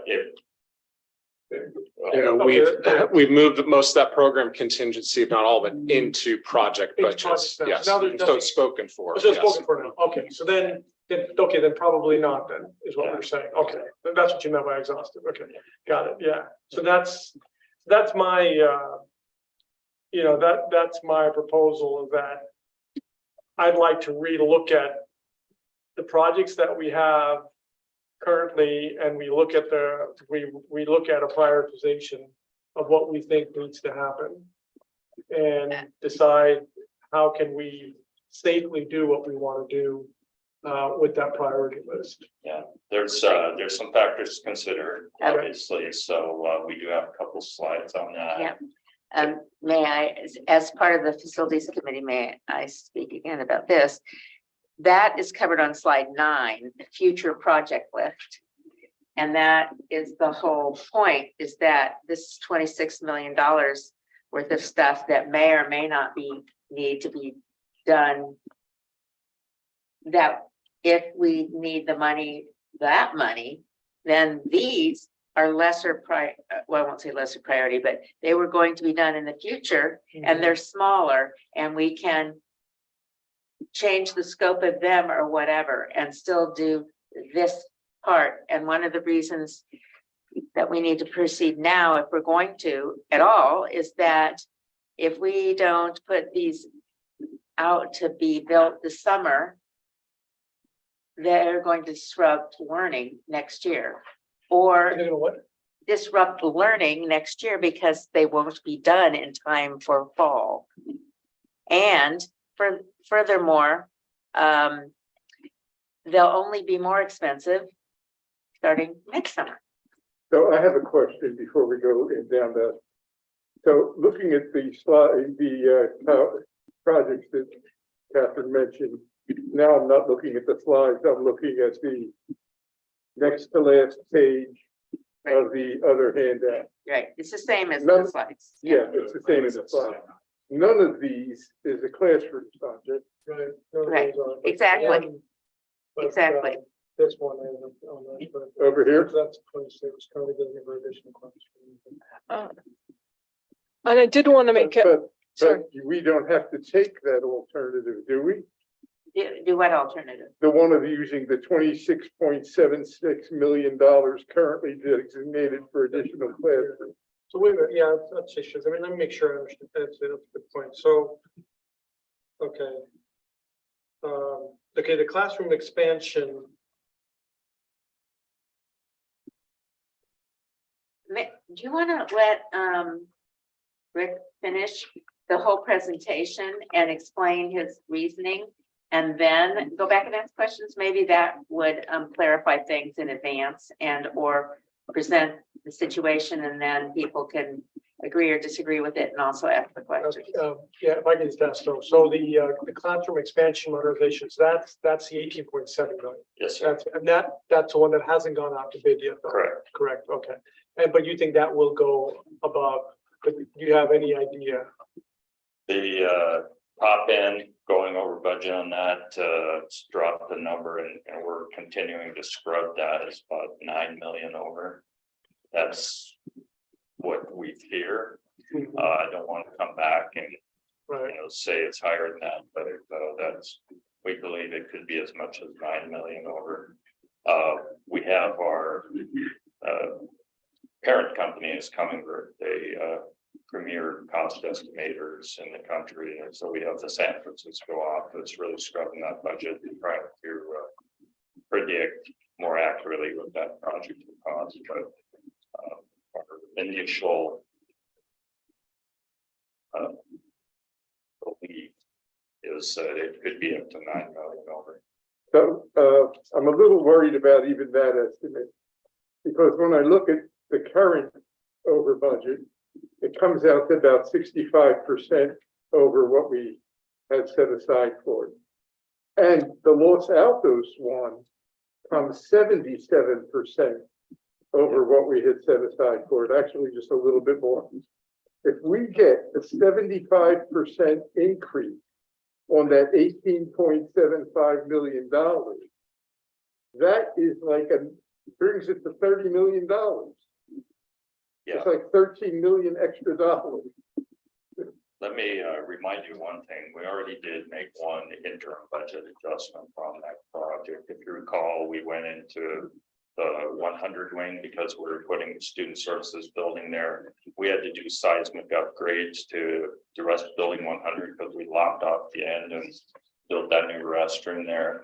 So we recognized that that budget was inadequate at that time to do the seismic upgrades, which at the time of original budgeting, we didn't believe. So in. are there any of those that are required for the Mountain View 18.75 million project? Yes, we had to bring all those buildings up to full current code. So we could be looking at that same kind of cost escalation of 77%. No, we already made an adjustment to that budget previously, Bill. If you Oh, so recall it's what we in, did. in the 18.75 Yes, sir. million. Yeah. Oh, okay. But given our Right. current results, we believe the high end of that is probably going to be no more than 9 million. But my crystal Well, ball 9 million is yeah. bad enough. I'm not arguing. Yeah, if it's over that, we're going to have another hard conversation. But Okay, I like to think with what we know right now that so if we're really going to do planning here, I think we have to plan on paying 9 million more. Well, again, that's what I wanna understand the numbers. Do you have a yeah, slide that goes, we'll get to that. if you can show, because I'm trying to add it up myself. Yeah. Why don't we let Rick Yeah. proceed? and- I just wanted to mention, though, that we also get to keep the money if we don't end up spending it. And I mean, that doesn't always happen, but we have gotten money back occasionally. If Yeah. things didn't, if it didn't actually end up costing quite Yeah, that much. I'll show you a slide about what really the crux of the problem here is shortly. Just quickly, some considerations, and if you decide to defer these projects, there is a cost to that. We are relying on our existing interim housing, our portables that are set up, and there was a cost to install those. The DSA certification on those expires in 2025. We are relying on those to get us through these modernizations. We can get that extended, but only if we have construction going on at the time. So that as much as a $4 million future cost if we defer the project. Remember, the goal of this is equity. We're trying to bring the old classrooms up to similar standard as new construction and make these buildings cost less to maintain. Windows, we already talked about that. The summer, so time is of the essence, unfortunately, that the art classrooms, science, whatever we're doing in there, we really can't close those down during the school year. So we're relying on this summer to do a tremendous amount of work, and summer construction is pricey. Just the nature of it, contractors have to dedicate so many resources just to a short duration project. So that helps drive the cost up, fortunately, but it's also for the best interest of the school to just get those projects done in the summer. So we missed the summer, which we're kind of up against the wall here for the contractors to be successful in doing that this summer. We can't ponder. It's kind of a go or no go. Increased seismic upgrade requirements. This is a big one, guys. We had talked a little bit about DSA trying to bring all current school buildings up to current code, and it's really their desire to do that. And so they've made a rather onerous interpretation in an IR it's called, that says if you spend more than $400 a square foot on a modification, then you need to bring the buildings up to full seismic standards, current seismic code. Well, we're grandfathered for this project we just put out to bid. If we do it now, we're going to do some seismic upgrades, but full seismic upgrade means an entirely different thing. And that could even raise the scope of the work we're trying to do this summer another 20%. The classroom expansion project, that we have to do full seismic upgrade. There's no way around that. So all those wings, those buildings are going to be brought up to current seismic code, which is very, very, very, very strong. Okay, it's overkill, and that's kind of part of the problem why this got delayed, is because DSA is making us do extraordinary things to the foundations of that building, so we're pushing back on that. But all the rest of the classrooms that we're trying to do this work now would also need that. So it's almost a showstopper if we defer this project. And so we've got cost escalation, we've got full seismic upgrade, loss of interim housing. And yeah, and then of course we have some costs expended today. And we've already talked about 100, 400 wing conversions here at Mountview High School. Could get up around the neighborhood of 27 million. We hope not, but we're not real optimistic after what's happened to us the past several years. All right, this is the problem right here. I mean, picture tells 1,000 words. You see when we passed Measure E, and we're doing great for, you know, the initial part of it. We got our big ticket projects done on budget, but you could see what the escalation's done, and it's continuing to go up in 2023 as well. We're up about 3.8% through April. It is flattening. The last 2 months have been pretty flat. I am praying that, you know, stays flat, but even 2023, we're probably going to exceed 5%. And what happens after that, I don't know. But you know, the contractors have been absorbing these costs and on their current projects, not only here, but, you know, wherever they're doing work, and they've been hurt by it. I think they're pretty skittish right now. And I think that's when they're putting bids in, subcontractor bids, I think they're factoring that in. One, they lost a lot of money the past several years on their existing work, and they don't want to get burned again. And you could see what a rolling average would be, you know, when we passed Measure E and we set all those initial budgets, you know, we factored in an escalation of about 5%. You know, nobody anticipated. You don't plan for this. If you plan for this, then, you know, you hardly do any projects, and you keep getting behind. You can't, you know, beat that escalation by continuing to roll your design and construction. You don't finish a project and wait to design next, you keep it going, and that's what we've done. With the exception of the few deferred projects on that list, you know, everything's designed, everything's good project, nothing's gold plated in it. It's good construction, quality construction, green construction. You know, we're trying to build these buildings right, but we're not getting overly extravagant. It's good stuff, but there's nothing gold plated in there. So these projects are what they are.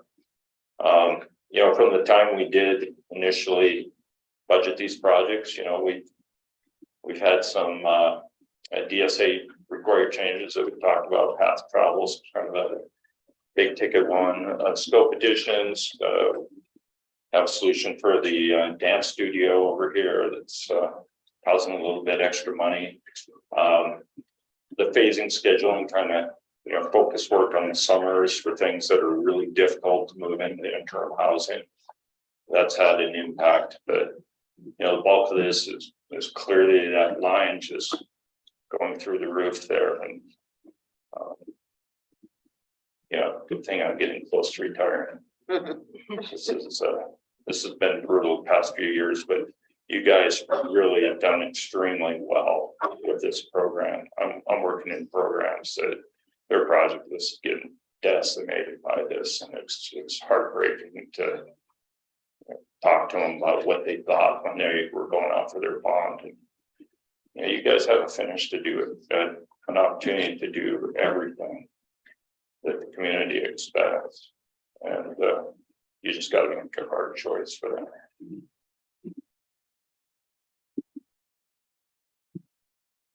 So these are the projects remaining on the list. The bottom one on there is designed. It's out to bid. We're wrestling with DSA on that. We believe it's going to go over, but these other ones we really haven't done any design work on, and You mean the cafeteria one? When you're The existing gyms, the library, cafeterias, performing arts, we're gonna take the old cafeteria here and turn that into performing arts. We're looking at expanding the music building over at Los Altos. We actually increased that budget too, if you recall, because of the seismic issues of having to bring the entire building up to current seismic code, which isn't a bad thing. It's just, they're already strong. They were built to DSA standards when they were built, which is very strong. So, but DSA wants them stronger. And so you could defer these projects. And they total about 26.3 million. That would cover the cost of doing your current project. So I've added these numbers up. So maybe correct me if I'm wrong. So basically, if I use the new numbers that you provided for the Mountain View High School facility repairs of 25 million, the Los Altos High School facility repair, the 500 wing pavilion, 16.7 million, the new number, right? 26 million for the future project list. Additional classrooms is 27 million. I should have 26 on the 27 million. And the Mountain View High School classroom expansion, 19 million is the current budget. Maybe let's go up. I even said, okay, let's make it be 30 million. So if I add those numbers up, do I have the projects? Do I have that? Is that list correct? And the numbers look correct? Patrick? Would You look all right? we believe so? What? So if I add that up, I get 114 million. Yeah. So if you go back, So if I go, so the total money we have to spend is 121 million, yeah, is that correct? So that's what's available. That's what's available, and so we have the budget to do everything. everything. And if I added for the classroom expansion, if I make it 30 million instead of 19 million, it would be 124, 125 million, which would be, about 4 million above what we have. Exactly. Is that correct? Yeah. Okay. So we're about 5 million roughly if we were to assume and I guess you're thinking that's a worst case. I don't know if that's a 9 million is a worst case for the classroom expansion. It may be worse than that, but that's about a 50% increase you're thinking on that, right? But that 121 does include selling those bonds. It includes selling the bonds. Yeah. Yes. And the state money. And the state money, exactly. No, I agree. And the state money comes in dribbles and drabs, so we're not getting all 30 of it right this minute. Yeah. So that's the other thing in terms of deferring. We may have to defer because they won't give it to us yet, Correct. Yeah. Correct. Yeah. The good news is we're taking a stab again at the statewide ballot, getting a bond measure on the state ballot again. So we're going to be in line for that. States, we have an IOU from the state, and that bond passes, you will get that money. When? Not entirely sure, but I know our current governor really wants, it has been getting those bonds. So our prior governor wasn't, but a lot of my districts have gotten a lot of the state money, and they're in line for it.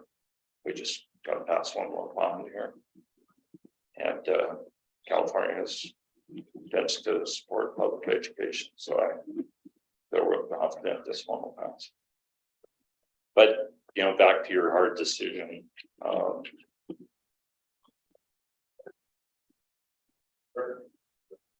Moves on. I think that slide, we covered that. I think you guys get the gist of it. But the crux of it comes down, this is the final slide, is, as we all talked as a team with the facilities committee, with Dr. Meyer, there is a path forward, right? There's bad news, which has been troubling to digest and process and get through. And yet when we look at the project list, the conversations we're having is not necessarily eliminating projects, but do we defer them? Do we reallocate some funds? Look at how funds that we are authorized to spend, how those are used, the timing of it. So really it dwindles down as we see it as two options.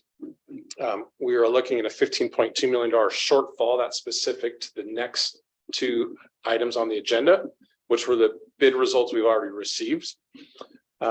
Knowing that the expansion project, which was actually at DSA, I think before those other ones, but has gotten delayed, a lot of back and forth, add another 9. So now we're up to, 24 million. The options at our disposal would cover both the 15.2 more known budget overage, as well as, if we think the expansion is going to be 9, it helps us still get the money we need to complete these projects. So one option is look at the remaining bond authority we have. We haven't sold all of our bonds. We've sold 268 out of the 295 authorized by Measure E. That is on our project list, the line item. Initially, it was 20 additional classrooms if needed. And the concept being, as we're looking at growing enrollment, housing growth in Mountain View. Isn't that 18 classrooms? It's now 18. It's been adjusted 18 because 2 of them are being included in the Los Altos 500 wing pavilion project. Correct.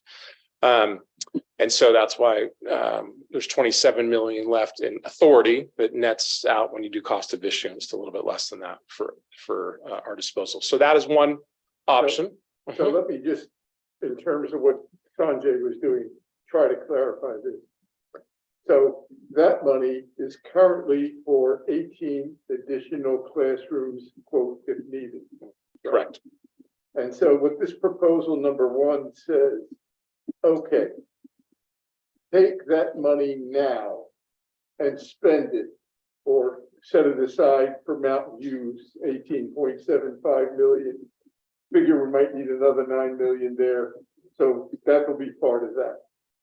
So that gets rid of the approximately 27 million, but it also gets rid of 18 additional classrooms. However, the trickling in money of $30 million might be enough to cover 18 additional classrooms. Might not cover 18 by the time we get the money, might be 14, might be 10, who knows?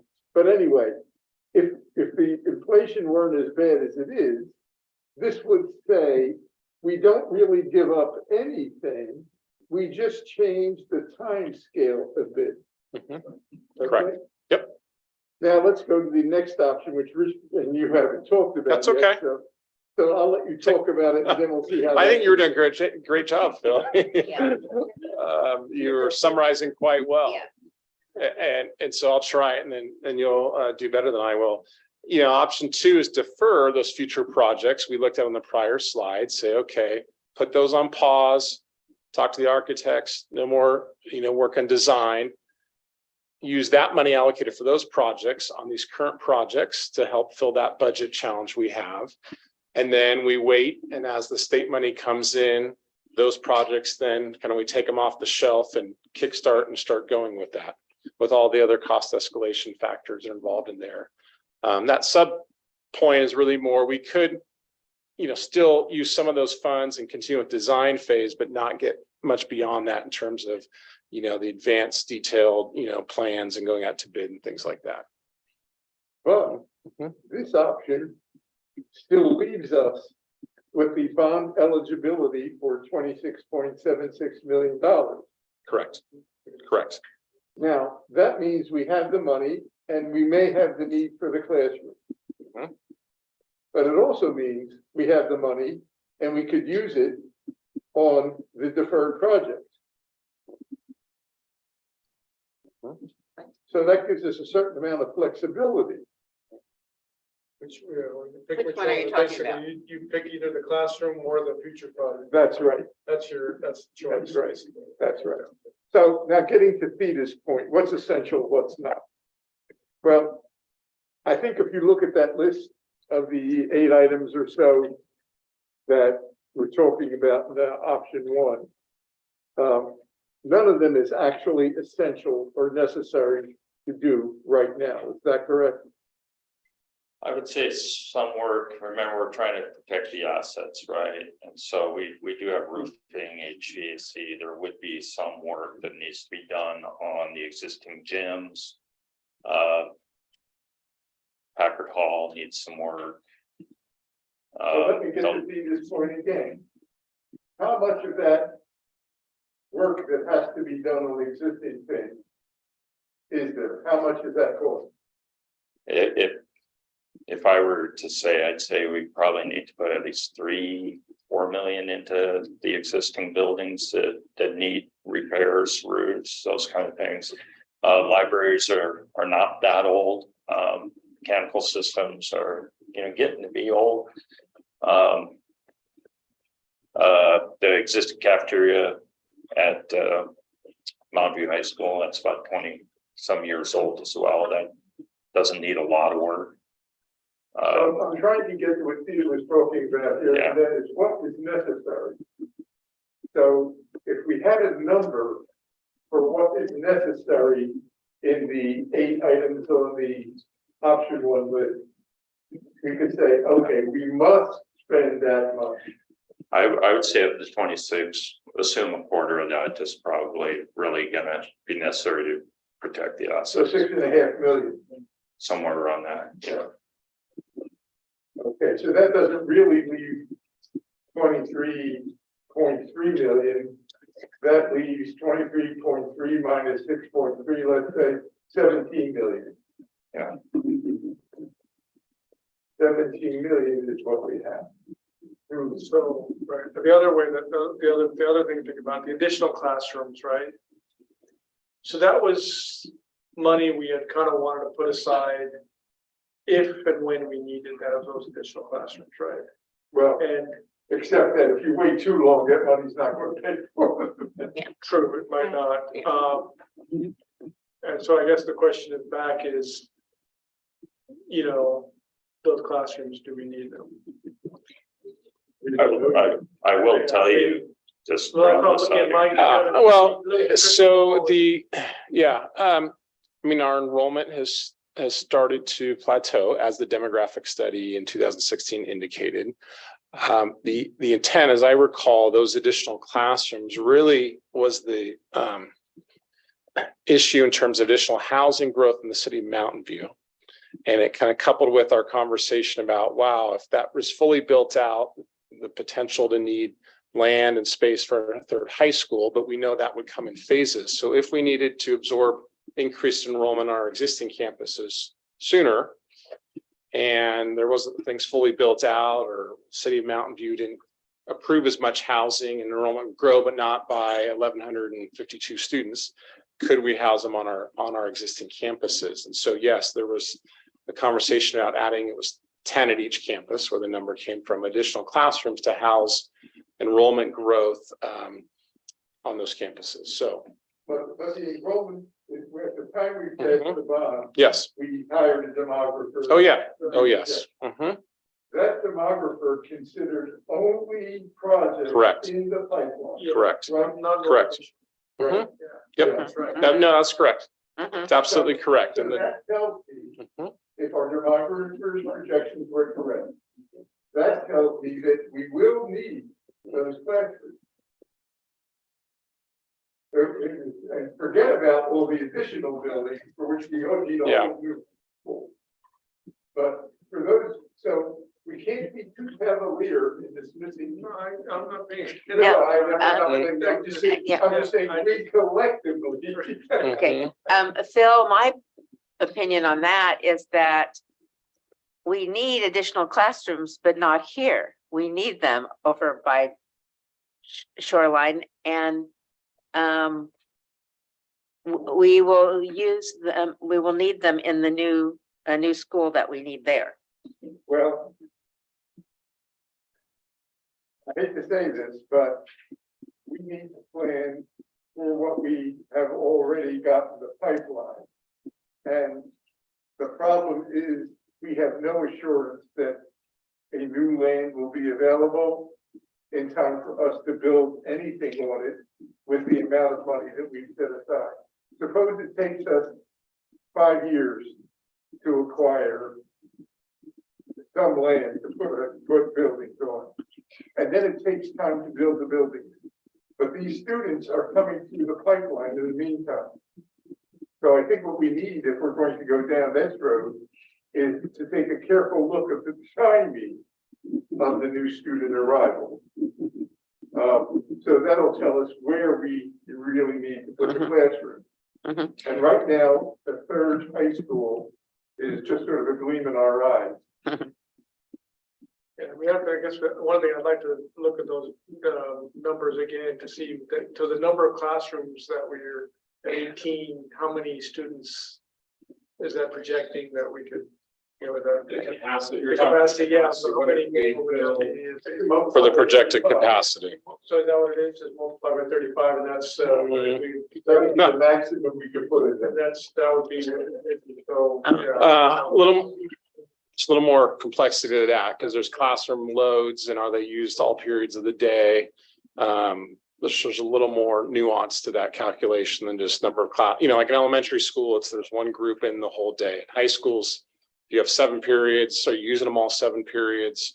Some are special ed classrooms, some are science rooms. So there's a little bit more complexity to it. But we could go back and look at the notes from. Could we reduce that 10 classrooms, I mean, 18 classrooms, reduce that number, use that savings to put some of the other projects, right, to kind of, you know, I don't know, you know, I mean, I guess we'd have to look at those numbers for what the projections were. And so assuming, yeah, we're gonna need those, you know, how many classrooms do we really need? If they're hard to, I mean, you have that? Well, I pulled up the demographic study because I have it in my files, the one that was revised in April 2017. Sorry, I'm trying to do a lot all on the spot. I mean, I'm looking at the numbers and I'm trying to think of what our current enrollment district-wide is. I mean, we're about what, I'm looking at Terry, but 40, or about 2150 at each school plus Alta Vista, middle, so call it 4450. And so the high projection back in 2017, there was a low, likely, and high. For this year was 4491 was the high projection. So we're about right, we're kind of pretty close.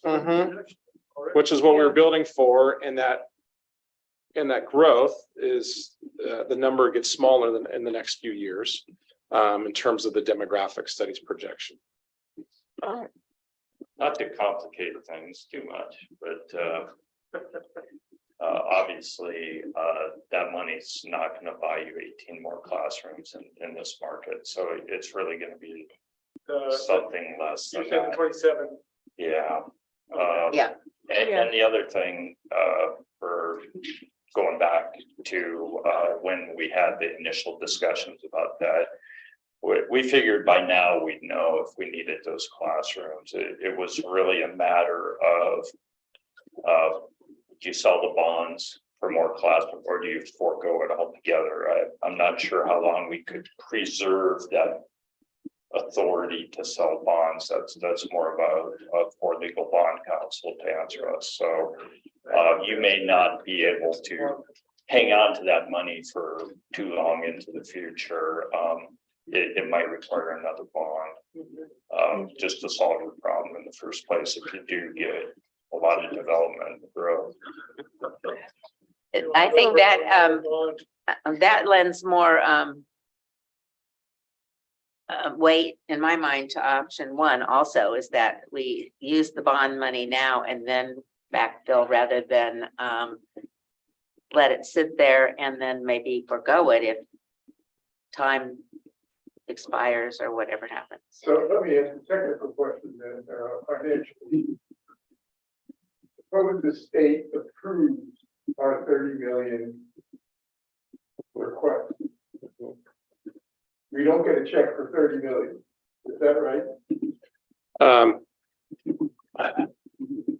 Yes and no. I mean, so 30 million is our share of all the projects that we are submitting for.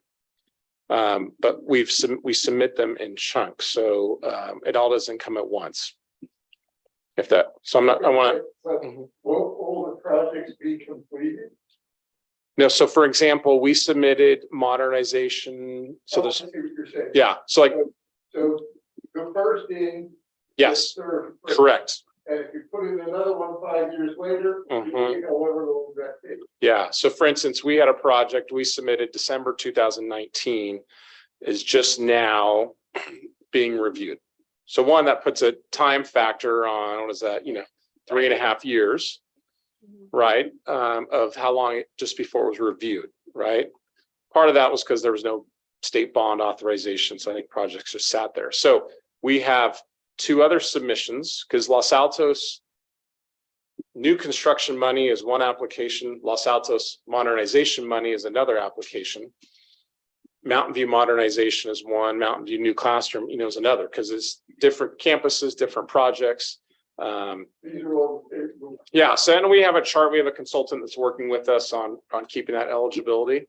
The 4 million I referenced is that because we got a 90-day notice. The state says, "Hey, you're 90 days away from being reviewed. You're that close now." And that was about 100 days ago, coincidentally. So that kind of tells you kind of the timeline and the process by which it goes through. So I'd have to pull up the chart, but the next big chunks, I don't even want to say the number, right? More than 4 million each one, though, were put in after December 2019. Haven't been reviewed yet. But as they're reviewed and approved, then the money would be allocated for those projects as they're reviewed.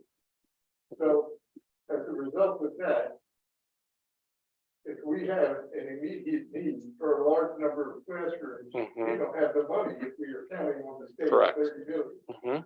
Mhm. See, I was going to propose, well, if you had a steady income stream. Yeah, no, it's not like You that. could borrow again. Yeah.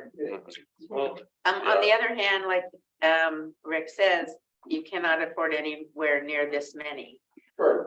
But I guess the sooner you build them, the more of them you can afford.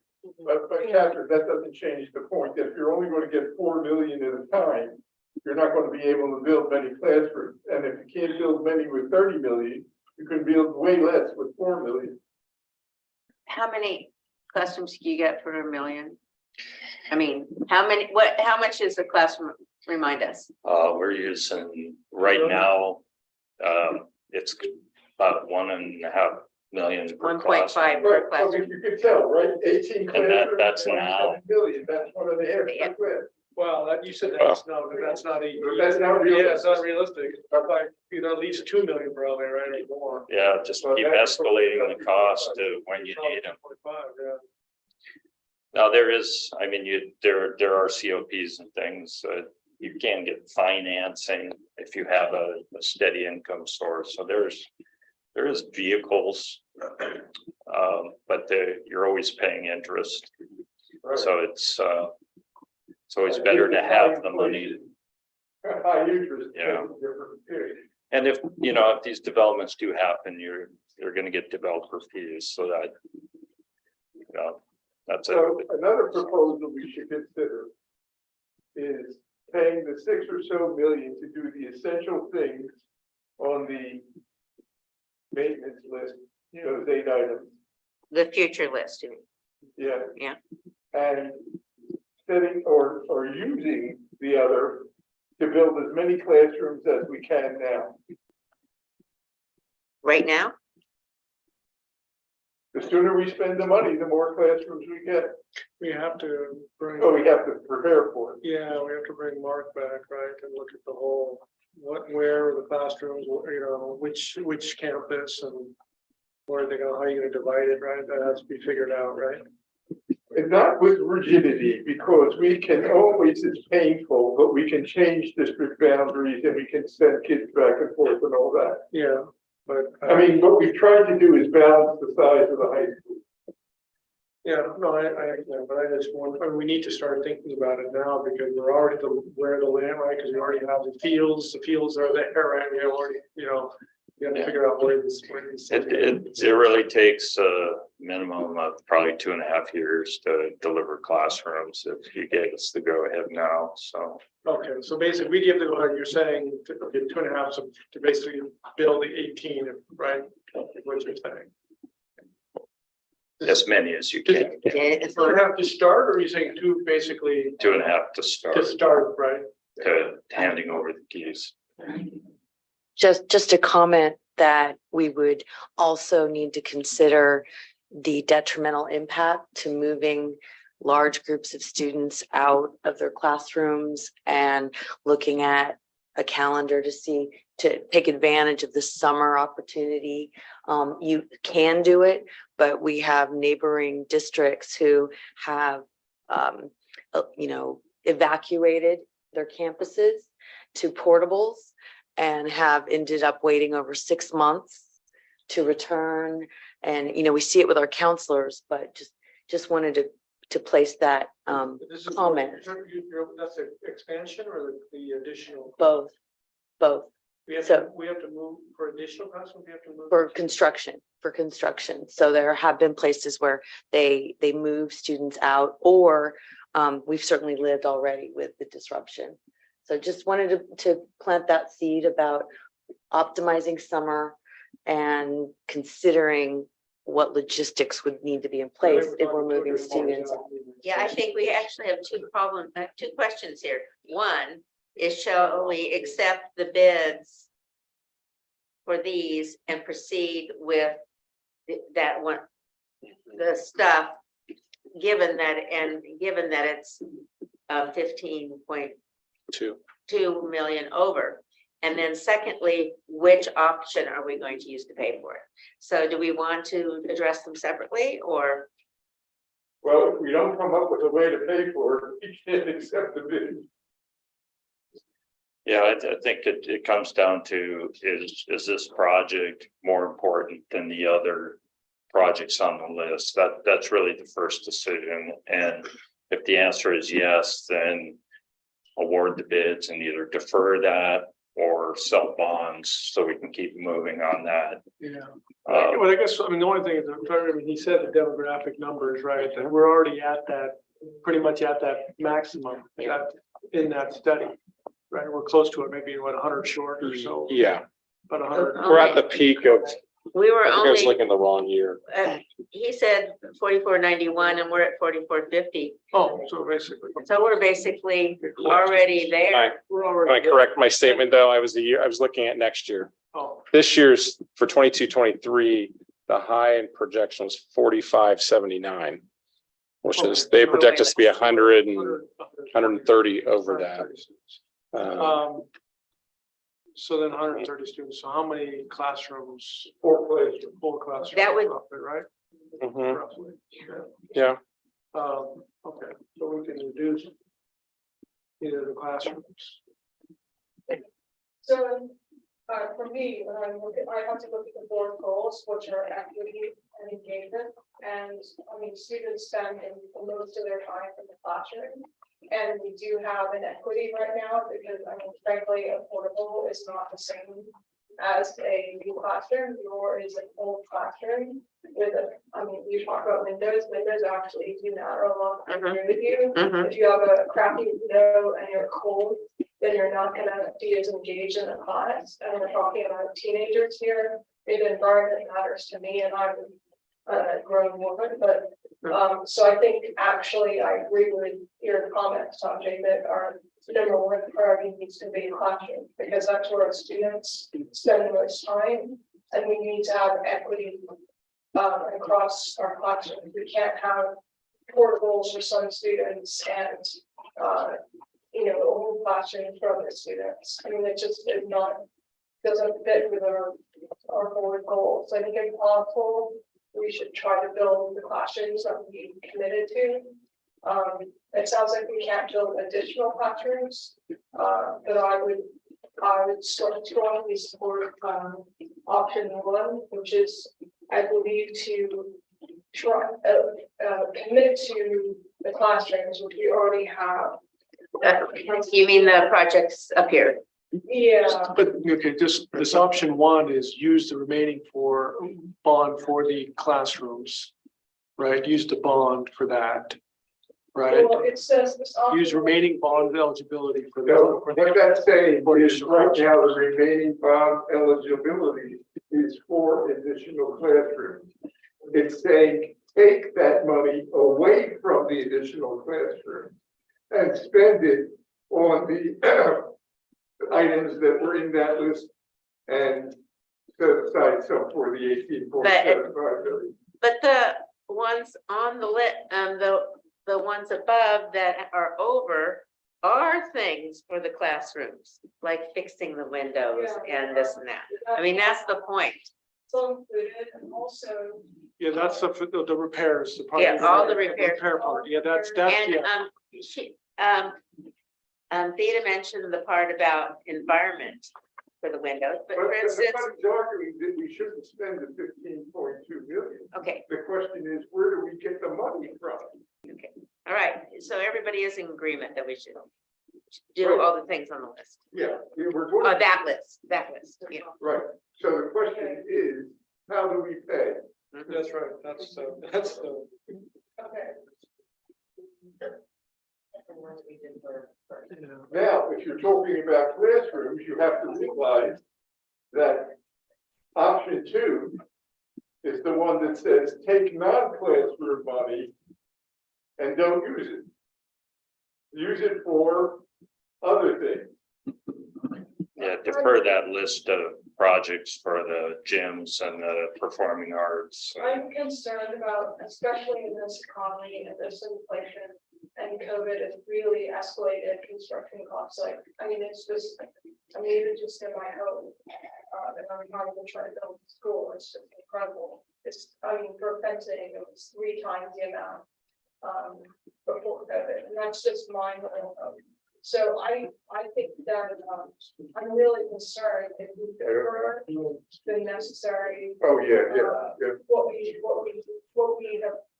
I'm really concerned about not spending the money now. I really think that, whatever it is, the 26.7 we have, is going to be a lot, but it's part of the line here. It's going to be a lot less money.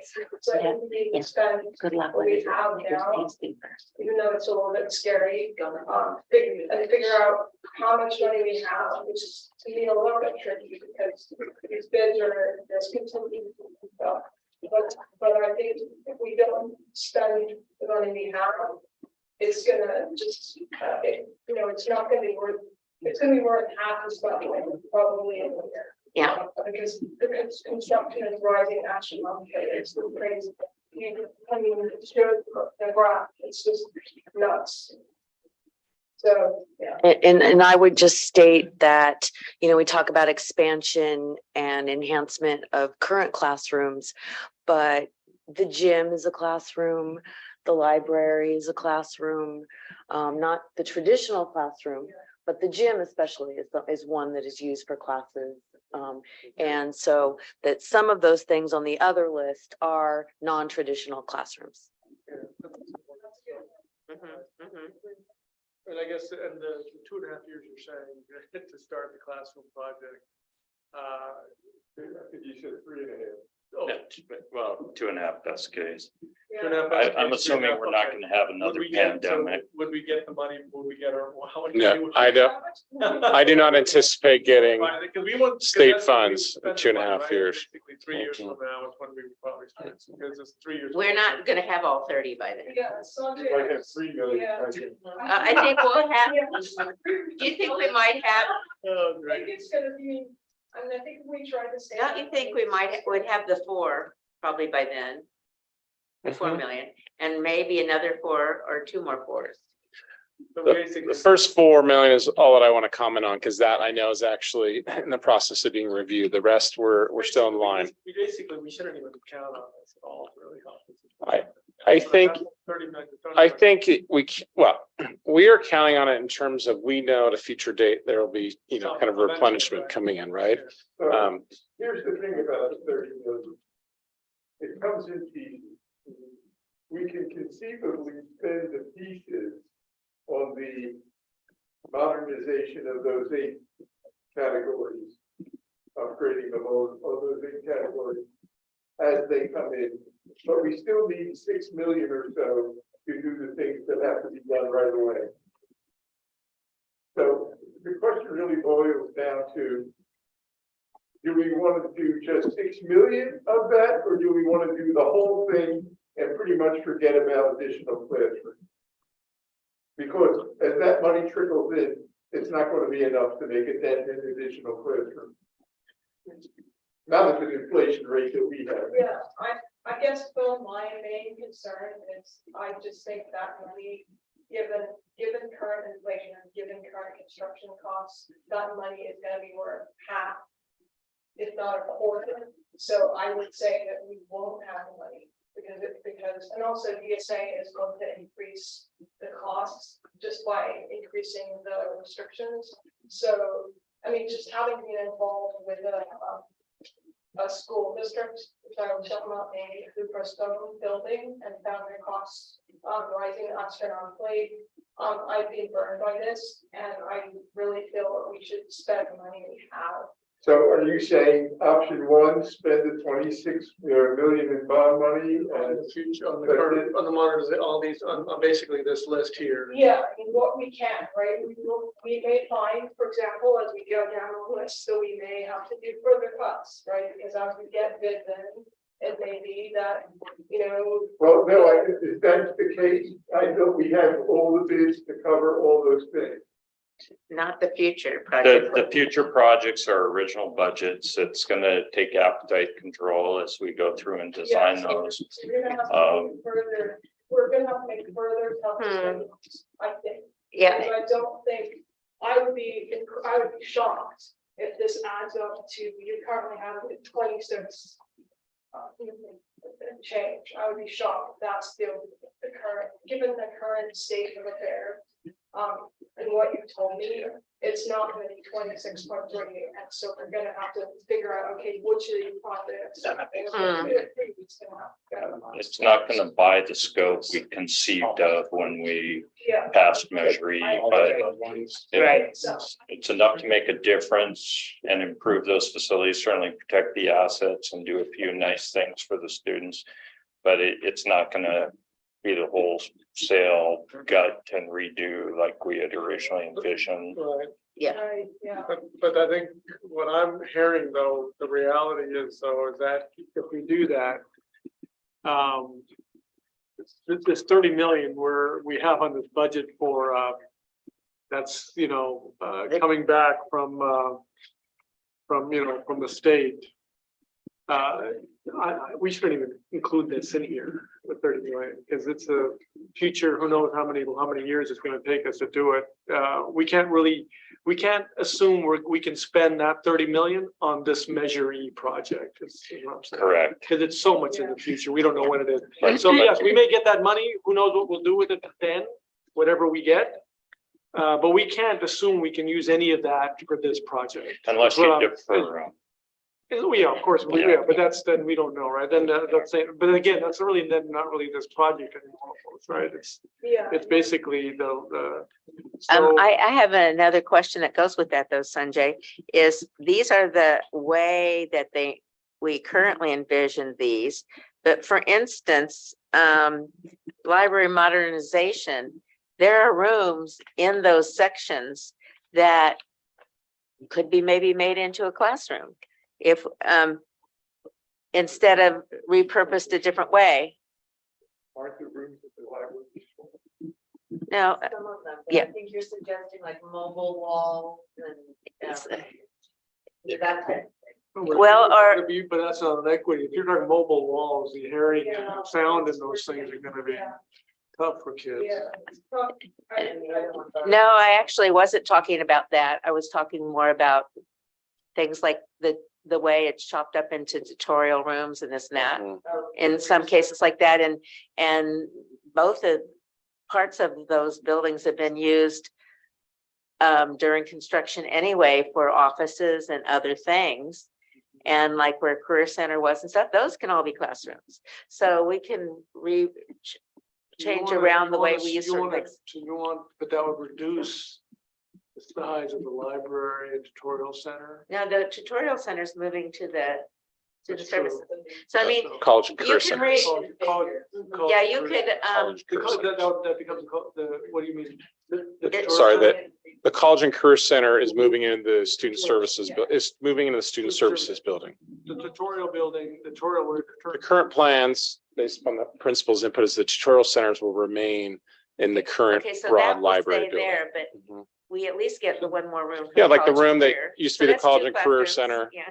Originally, when those prisons were first open, were computer labs, back when we had computer labs. So like that room, for example, is a classroom size space, that it would be Yeah, so I mean, available we for could some purpose. redo some configuring and Whatever expand. you do is going to. Yeah. I think we're moving pretty quickly toward don't defer future projects. Use the remaining bond eligibility of 27 million to take the, pay for what we're getting here. And, Defer the classroom. and, yeah, and forget the state money, it's fiction. Forget that. But that also yeah. means no additional cost. Maybe your son will be on the school board. Now, what I'm thinking though is, I'm being Pollyanna here, but maybe we could fit a couple more classrooms in some of these other future projects, and then we wouldn't get the full 18, but maybe we get a little bit more out of it, but we could still just get going on these other things. or other services that. Yeah. Other equitable services with the modernization. Yeah. I think for me, equity is not necessary. I mean, I think you're right, thinking of a classroom as an expanded, and not just like a traditional classroom, but a place where someone learns something.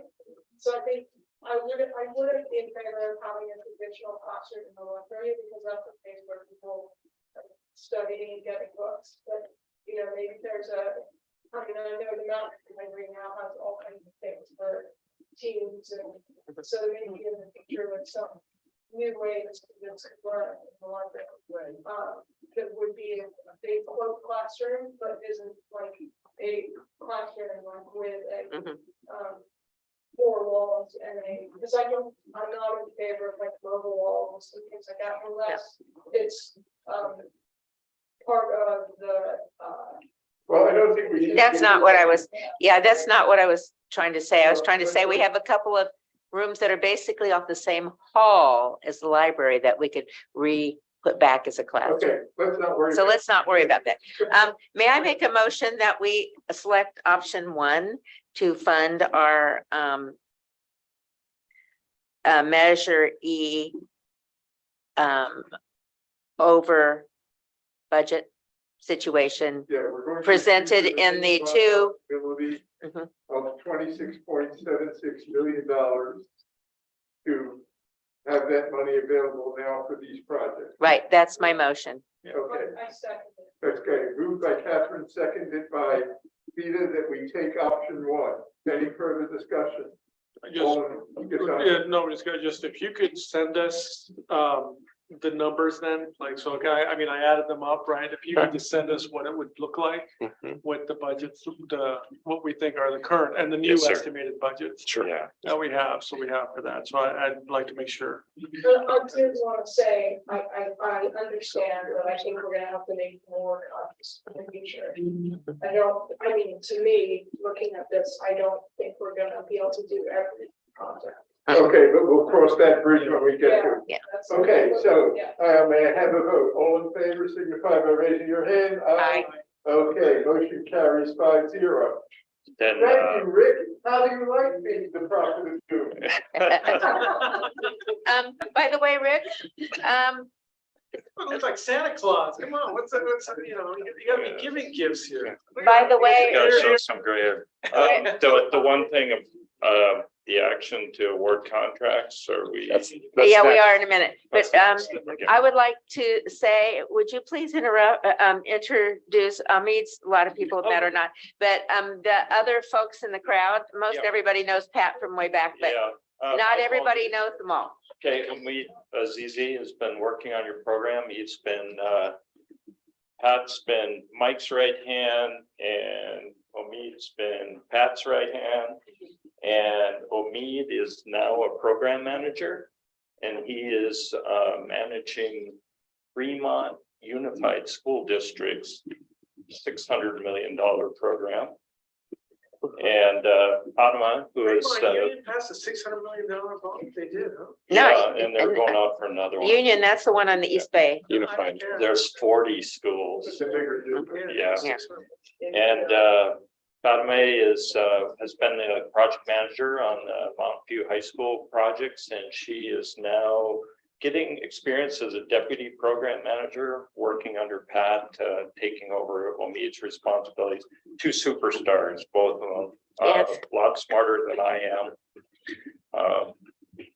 But we're loading them up. We're giving them responsibility. at work, he's skiing and Tahoe. Yeah. There, you know, hey, we're on the Tahoe. Hey, he picks up my calls. Don't take- slow. Don't tell Fatima that. I didn't know what to do. Let me compliment you guys, you know, in my 15 years of working with this board, you guys and all the predecessors, of course, Phil's been through the whole thing, works better. It works about as well together as a board as any I've experienced. I'm not flattering you. I'm very sincere when I say that. I wish all my boards that I work with did business like you guys do.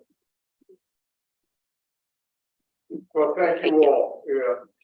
I worked with you on the facilities committee last year, and I know how much hard work you do and how thorough you are, and we all appreciate it.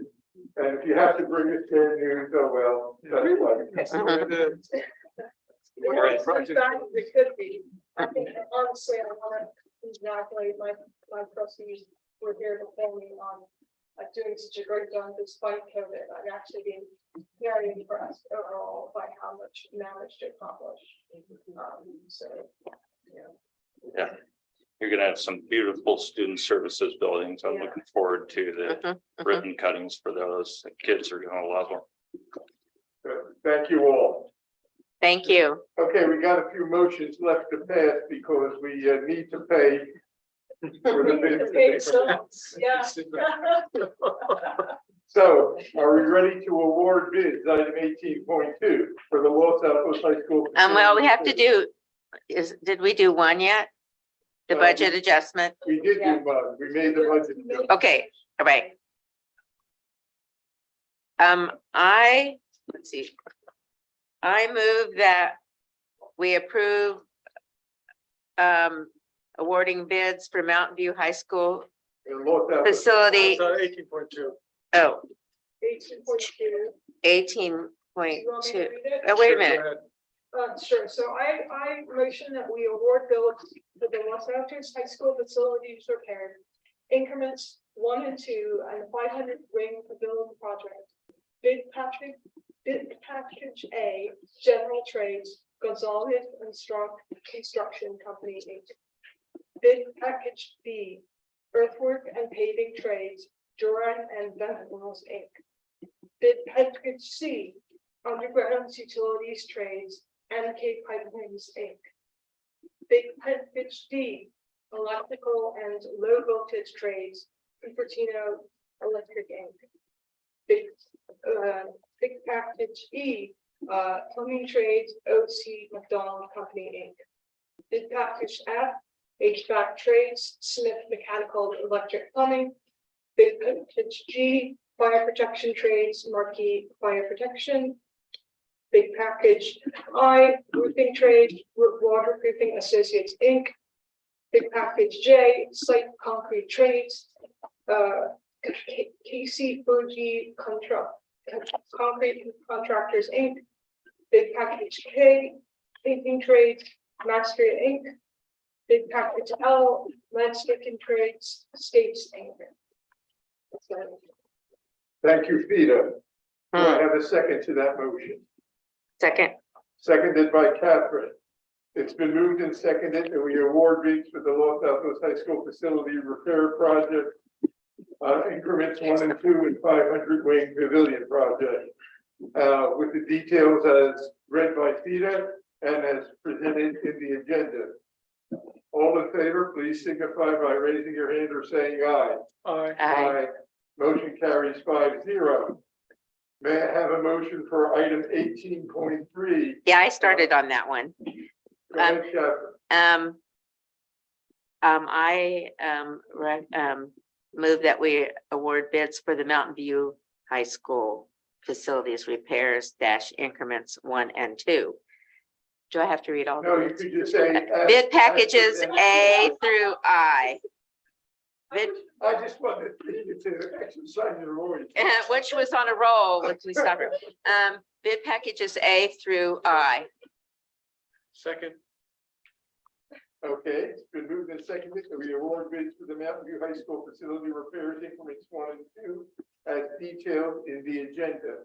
All in favor, please signify by raising your hand or saying aye. Aye. Aye, motion carries 5-0. Thank you very much. Okay, we're ready now for 18.4. How are we going to come up with the money for this? And the answer is, no, actually, we're going to sell bonds for a different purpose. Yeah, this is different, yeah. Actually, so if I could just, on the, yeah, on the, do we need to, for selling of the bonds, do we need to bring in a bond consultant? It'll come out, it's just legal documents drawn out by our bond counsel in terms of the issuing of the new bonds and working with our financial advisor and underwriter. So similar process to what we've done before. Yeah, so item 18.4 is not going to have anything to do with what we just talked about, but it is something that we need to get done. It is not a bond, but they are notes and it's money that we're borrowing. So, do I have a motion for item 18.4? I move that we pass resolution number 2223-38. Like, I do. Oh, you can ask the question after the motion. Okay, sure. And I second. Okay, now, question. So the question is, could you explain to me a little bit more about, we're borrowing this money, because I thought our budget was balanced, so could you explain to me how this works? I know this is just like briefly, because I read it and I didn't quite understand how the money was being used. It's a contingency, or I just didn't quite understand. The short version, it's all about cash flow. So rather, since we're not state funded, the state apportions, say, 10 to 11% per month. Yep. Yeah. Exactly. We do this every year, by the way, don't we? For the last few years. Yeah. Okay, so we have the motion on the table. All in favor, please signify by raising your hand or saying aye. Aye. Motion carries 5-0. 18.5, we have a public hearing on the MVLA and Classified School Employees Association contract reopeners. Good night, folks. Thank you for coming. Night. Thanks for coming. I opened the public hearing. Is there any member of the public anywhere within 50 feet of the district office? We're looking at planner. Hi. Sorry. You can speak out. But they're not this kind. That's true. Okay. Okay, hearing no members of the public, I will close the public hearing. Now, the Mountain View Los Altos High School District has to vote on the contract reopeners as the appropriate contract reopeners for our negotiations. Do I have a motion to that effect? So moved. Moved by Catherine, seconded by Sanjay. Any discussion? All in favor, please signify by raising your hand or saying aye. Aye. Aye, motion carries 5-0. Board operations. Boy, I think we have more topics for future board meetings than we have board meetings. Yeah. But nevertheless, this is an agenda item, so anybody have anything? No. Okay, it looks like the plate is pretty full already. Communications, correspondence, anything else? Yeah. Go. Waiting for this. What's the done? Is your mic on? It is it. I would like to share that I received from the superintendent of the county school, Mary Ann Dewan, a positive certification of the Mountain View Los Altos Union High School District's second interim report. And it was addressed to President Belay. So I will give that to you, but congratulations to our managers and our business services on a positive second interim. And the list of the people here at the bottom, I think is worth reading. Mike Matheson, of course, we all know. Elvis Lopez, we all know. Stephanie Gomez, Assistant Superintendent, Business Services, Santa Clara County Office of Education. and the rest of them are from the district, the county district. Mhm. But Mike and Elvis work really hard on this, to get it done every year. And we get these positives regularly. Mhm. And that's a real tribute to their work. So thank you, guys. Thank the whole department. Mhm. All right. And I love the all fun sheet. My favorite thing. And so the date, time, and place of our next meeting is right here in the boardroom, Monday, May 8th. And the rest of the board meeting dates are as Nellie described in her report earlier with the amendment that she made there. Okay, then, I have if we're talking about dates for a minute, since we're going to have graduation and, it's traditional that the board goes to the graduations and passes out diplomas. Yes. Or just pass it out. That has never happened in my tenure, but. It gets really It gets hot, yeah. Does anybody want to say ahead of time which school they'd rather go to for? I'm going to Mountain View High School. Yeah, I actually am the PTA person, so I feel like I have So to. Kim, you have to let me know what side my son is on. Okay, so, You can switch it the last minute. Sanjay and Theta want to go to Mount View. Then I guess I'll go to Los Altos. I'm not sure where I'll go, but I'll try to go somewhere. Okay, are you gonna come to, are you gonna come Yes, to Los Alta Altos? Vista's with me? another night though. You, Alta, yeah, We could all, we all kind of. Alta Vista's is, yeah. Yeah, there's several seniors from the parents that. Oh, yeah, the whole PTSA. is- I know that one time I said I'm it. kind of sad I'm not gonna be at Mountain View because my neighbor across the street is graduating and he got early admission to Stanford. So I'm proud of him. Mm. After you can go, I mean, not that I don't want you there, but you should go to. You don't want me there. No, I want you there, but I'm just saying, we'll have to go there again, so if you want to go, please don't feel like. We can wait. Okay, well, I'll think about it. Yeah.